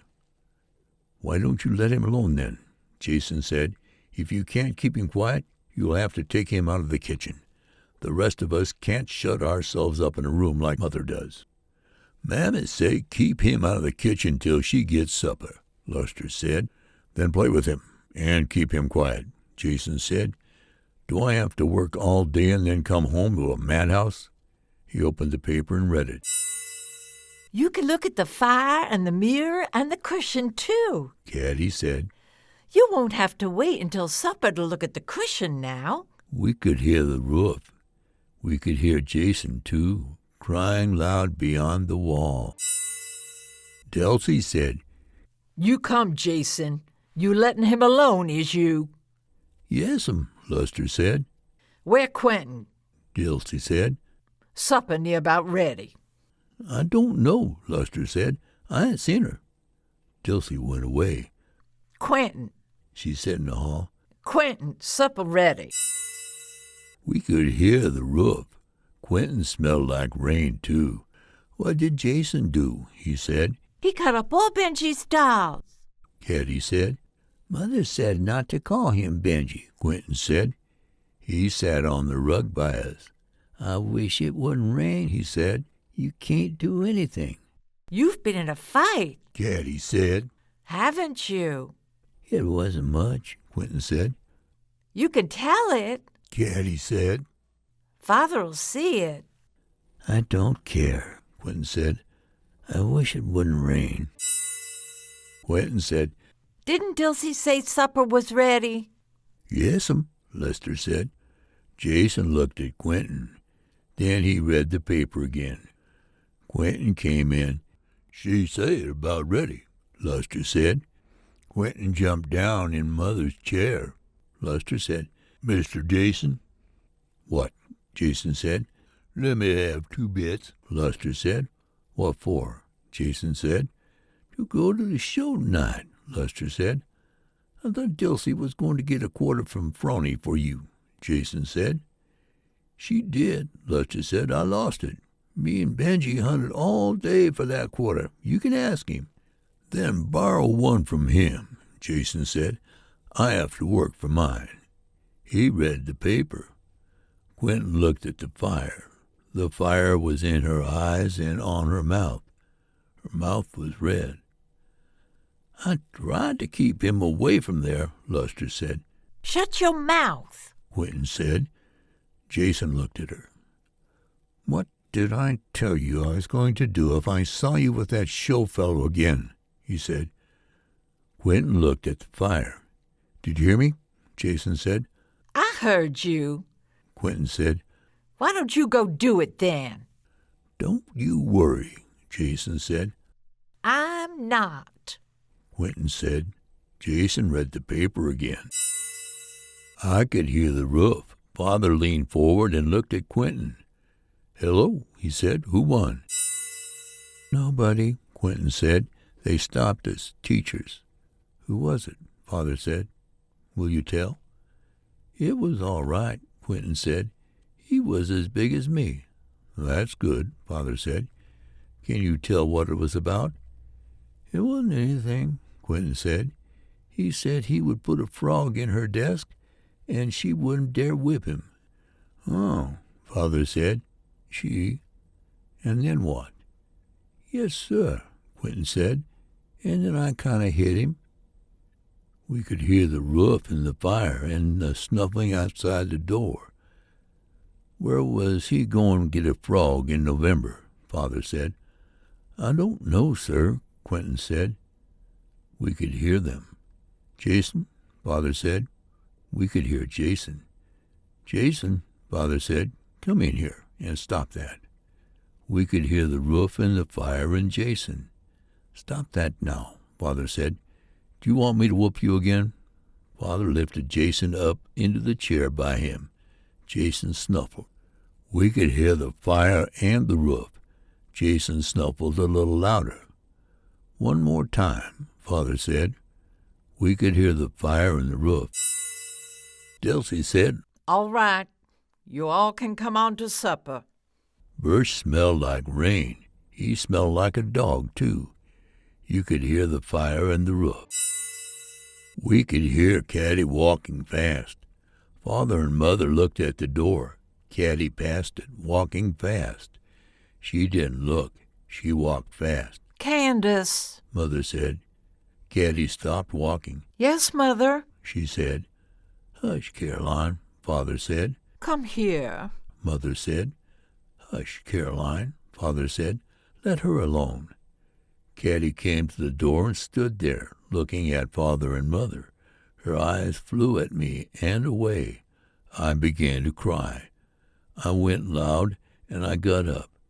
Katty came in and stood with her back to the wall, looking at me. I went toward her, crying, and she shrank against the wall, and I saw her eyes, and I cried louder and pulled at her dress. She put her hands out, but I pulled at her dress. Her eyes ran. Barsh said, "You're named Benjamin now. You know how come you're named Benjamin now? They makin' a blue gum of you. Mammy said in old time your grandpa changed niggers' names, and he turned preacher, and then they look at him. He blue gum too. Didn't used to be blue gum neither. And when family woman look him in the eye in the full of the moon, child born blue gum. And one evening, when there was about a dozen them blue gum children running around the place, he never come home. Possum hunters found him in the woods. Et clean. And you know who et him? Them blue gum children did." We were in the hall. Katty was looking at me. Her hand was against her mouth, and I saw her eyes, and I cried. We went up the stairs. She stopped again against the wall, looking at me, and I cried. And she went on, and I came on, crying. And she shrank against the wall, looking at me. She opened the door to her room, but I pulled at her dress, and we went to the bathroom, and she stood against the door, looking at me. Then she put her arm across her face, and I pushed at her, crying. "What are you doing to him?" Jason said. "Why can't you let him alone?" "I ain't touching him," Luster said. "He been doing this way all day long. He needs whooping." "He needs to be sent to Jackson," Quentin said. "How can anybody live in a house like this?" "If you don't like it, young lady, you'd better get out," Jason said. "I'm going to," Quentin said. "Don't you worry." Birch said, "You move back some so I can dry my legs off." He shoved me back a little. "Don't you start bellering now. You can still see it. That's all you have to do. You ain't had to be out in the rain like I is. You's born lucky and don't know it." He lay back before the fire. "You know how come your name is Benjamin now?" Birch said. "Your mama too proud for you, what Mammy say." "You be still there and let me dry my legs off," Birch said. or you know what I'll do? I'll skin your rinktum." We could hear the fire and roof and Versh. Versh got up quick and jerked his legs back. Father said, "All right, Versh." "I'll feed him tonight." Kathy said, "Sometimes he cries when Versh feeds him." "Take this tray up," Dilsey said. "And hurry back and feed Benjy." "Don't you want Caddy to feed you?" Kathy said. "Has he got to keep that old dirty slipper on the table?" Quentin said. "Why don't you feed him in the kitchen? It's like eating with a pig." "If you don't like the way we eat, you'd better not come to the table," Jason said. Steam came off Roscoe's. He was sitting in front of the stove. The oven door was open, and Roscoe's had his feet in it. Steam came off the bowl. Caddy put the spoon into my mouth easy. There was a black spot on the inside of the bowl. Now, Dilsey said. he ain't gonna bother you no more." It got down below the mark. Then the bowl was empty. It went away. "He's hungry tonight." Caddy said. The bowl came back. I couldn't see the spot. Then I could. "He's starved tonight." Caddy said. "Look how much he's eaten." "Yes, he will. Quentin said. You all sent him out to spy on me. I hate this house. I'm gonna run away." Roscoe said, "It gonna rain all night." "You've been running a long time, not to get any farther off than mealtime," Jason said. "See if I don't." Quentin said. "Then I don't know what I'm going to do." Dilsey said. "It caught me in the hip so bad now, I can't scarcely move. Climbing them stairs all evening." "Oh, I wouldn't be surprised," Jason said. "I wouldn't be surprised at anything you'd do." Quentin threw her napkin on the table. "Hush your mouth, Jason." Dilsey said. She went and put her arm around Quentin. "Sit down, honey." Dilsey said. "He ought to be ashamed of hisself, throwing what ain't your fault up to you." "She's sung again, is she?" Roscoe said. "Hush your mouth." Dilsey said. Quentin pushed Dilsey away. She looked at Jason. Her mouth was red. She picked up her glass of water and swung her arm back, looking at Jason. Dilsey caught her arm. They fought. The glass broke on the table, and the water run into the table. Quentin was running. "Mother's sick again." Caddy said. "Sure she is." Dilsey said. "Weather like this make anybody sick. When you going to get done eating, boy?" "God damn you!" Quentin said. "God damn you!" We could hear her running on the stairs. We went to the library. Caddy gave me the cushion, and I could look at the cushion and the mirror and the fire. "We must be quiet while Quentin's studying," Father said. "What are you doing, Jason?" "Nothing," Jason said. "Suppose you come over here to do it, then," Father said. Jason came out of the corner. "What are you chewing?" Father said. "Nothing," Jason said. "He's chewing paper again." Caddy said. "Come here, Jason," Father said. Jason threw into the fire. It hissed, uncurled, turning black. Then it was gray. Then it was gone. Caddy and Father and Jason were in Mother's chair. Jason's eyes were puffed shut, and his mouth moved, like tasting. Caddy's head was on Father's shoulder. Her hair was like fire, and little points of fire were in her eyes. And I went, and Father lifted me into the chair, too, and Caddy held me. She smelled like trees. She smelled like trees. In a corner it was dark, but I could see the window. I squatted there, holding the slipper.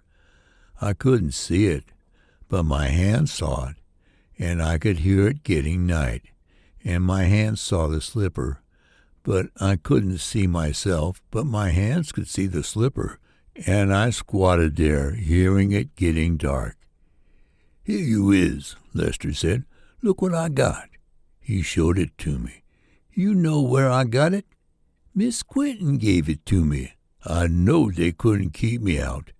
What you doin' off in here? I thought you done slipped back outdoors. Ain't you done enough moaning and slobbering today without hiding off in this here empty room, mumbling and taking on? Come on, here to bed, so I can get there before it starts. I can't fool with you all night tonight. Just let them horns toot the first toot, and I done gone." We didn't go to our room. This is where we have the measles. Kathy said. Why do we have to sleep in here tonight? What you care where you sleep? Dilsey said. She shut the door and sat down and began to undress me. Jason began to cry. Hush, Dilsey said. I want to sleep with Dimity, Jason said. She's sick. Kathy said. You can sleep with her when she gets well. Can't he, Dilsey? Hush now, Dilsey said. Jason hushed. Our nutties are hearing everything. Kathy said. It's like moving. And you better get into them, Dilsey said. You be unbuttoning Jason. Kathy unbuttoned Jason. He began to cry. You want to get whipped? Dilsey said. Jason hushed. Quentin, Mother said in the hall. What? Quentin said beyond the wall. We heard Mother lock the door. She looked in our door and came in and stooped over the bed and kissed me on the forehead. when you get him to bed, go and ask Dilsey if she objects to my having a hot water bottle. Mother said. Tell her that if she does, I'll try to get along without it. Tell her I just want to know. Yes'm, Luster said. Come on, get your pants off. Quentin and Versh came in. Quentin had his face turned away. What are you crying for? Kathy asked. Hush, Dilsey said. You all get undressed now. You can go on home, Versh. I got undressed, and I looked at myself, and I began to cry. Hush, Lester said. Looking for them ain't going to do no good. They're gone. You keep on like this, and we ain't going to have you no more birthday. He put my gown on. I hushed, and then Luster stopped, his head toward the window. Then he went to the window and looked out. He came back and took my arm. Here she come, he said. Be quiet now. We went to the window and looked out. It came out of Quentin's window and climbed across into the tree. We watched the tree shaking. The shaking went down the tree, then it came out. We watched it go away across the grass. Then we couldn't see it. Come on, Luster said. There now. Hear them horns? You get in that bed while my foot still behaves. There were two beds. Quentin got in the other one. He turned his face to the wall. Dilsey put Jason in with him. Katty took her dress off. Just look at your drawers, Dilsey said. You better be glad your ma ain't seen you. I already told her, Jason said. I bound you would, Dilsey said. And see what you got by it, Katty said. Tattletale. What did I get by it? Jason said. Why don't you get your nightie on? Dilsey said. She went and helped Katty take off her bodice and drawers. Just look at you, Dilsey said. She wadded the drawers and scrubbed Katty behind with them. It done so clean through onto you, she said. But you won't get no bath this night. Here. She put Katty's nightie on her, and Katty climbed into the bed, and Dilsey went to the door and stood with her hand on the light. Y'all be quiet now, you hear? She said. All right. Katty said. Mother's not coming in tonight. She said. So we still have to mind me. Yes. Dilsey said. Go to sleep now. Mother's sick. Katty said. She and Demuddy are both sick. Hush. Dilsey said. You go to sleep. The room went black, except the door. Then the door went black.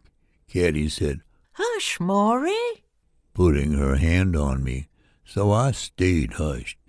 We could hear us. We could hear in the dark. It went away, and Father looked at us. He looked at Quentin and Jason. Then he came and kissed Katty and put his hand on my head. "Is Mother very sick?" Katty said. "No," Father said. "Are you going to take good care of Maury?" "Yes," Katty said. Father went to the door and looked at us again. Then the dark came back, and he stood back in the door, and then the door turned black again. Katty held me, and I could hear us all in the darkness, and something I could smell, and then I could see the windows where the trees were buzzing. Then the dark began to go in smooth, bright shapes, like it always does, even when Katty says that I've been asleep.